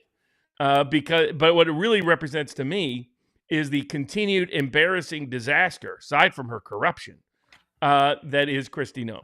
The sooner he gets rid of Grifty Christie and pay-for-play Pam and counterfeit Cash Patel, the better off the administration can be, and take Swampy Susie with him. I was, am I going to bring up this tweet? Yeah, I'm almost reluctant to bring it up. I don't know if it's real, because they might take an element that is real and then make it into an AI thing like this.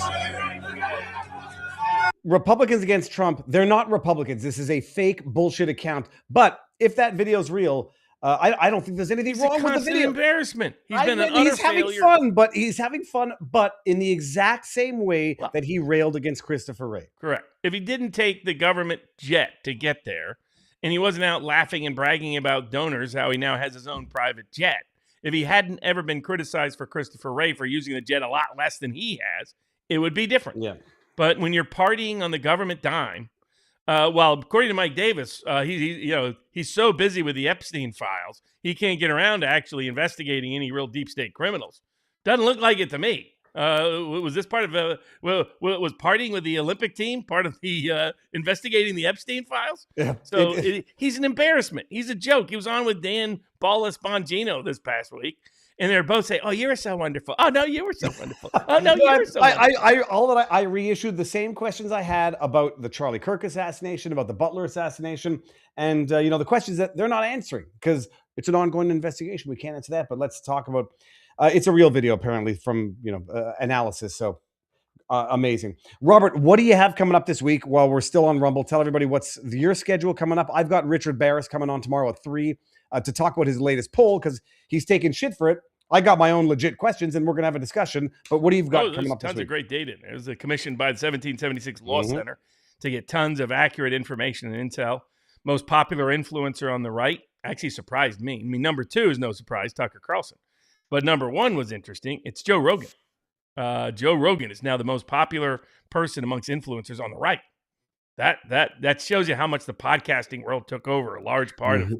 That's why you got to pay attention to what him and Tim Dillon, Andrew Stein, and Theo Vaughn and those guys are saying, even if you don't agree with it. I'll have a hush hush on the Rothschilds this week up at vivabarneslaw.locals.com. As always, off the record and on the QT.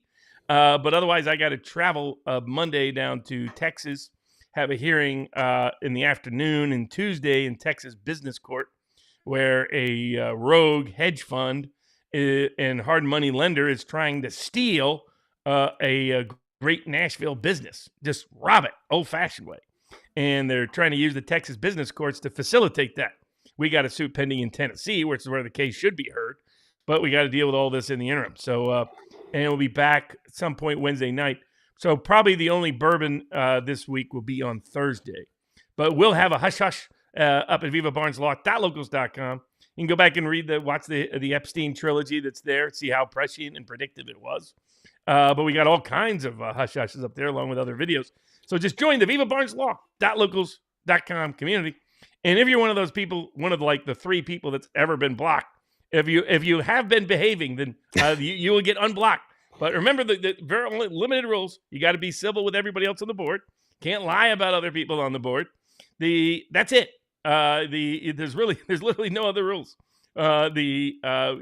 Just be civil, be decent, and to one another. You can be as crude and rude as you want about people that are not members of the board, but not about other members of the board. You're in our bar, if you will, our cafe, if you will, and you will get tossed if you'll break the rules. But we'll often reinstate you if you just be good. Be good. That's all you got to do. Be a good boy. Don't be a bad boy. I can't raid Salty Cracker, so everyone, you have the link for that. We're gonna go raid Nerdrotic. It's about UFO files to be released. I'm sure a lot of people are going to be interested in that. So go raid Nerdrotic and let them know from whence you came. Tomorrow, I'll be live with my standard schedule at 3:00. Barris for a portion of the show. I think I've got some good guests coming up. I was just on with PragerU. Check it out. I think I shared the link over on Locals, but if I didn't, I'll do it after the show. So the stream cannot be target stream cannot be rated. Hold on a second. Did I not give the right one here? Link. Let's go here. Let's go raid. There you go. That one I had a Salty Cracker. I'm gonna call Salty Cracker and have him take the raid. Go raid Nerdrotic. If you're not coming over to vivabarneslaw.locals.com, we got a bunch of stuff. We're gonna talk about the Facebook trial. And what am I doing here? Here's Locals. Meet us there. I'm going to go over the tip questions right now. And if you're not coming, it'll be on podcast format tomorrow. That's it. Godspeed. Locals. Hold on. Am I forgetting anything, Robert? I'm not. Maybe I am. Too bad. Locals, here we come.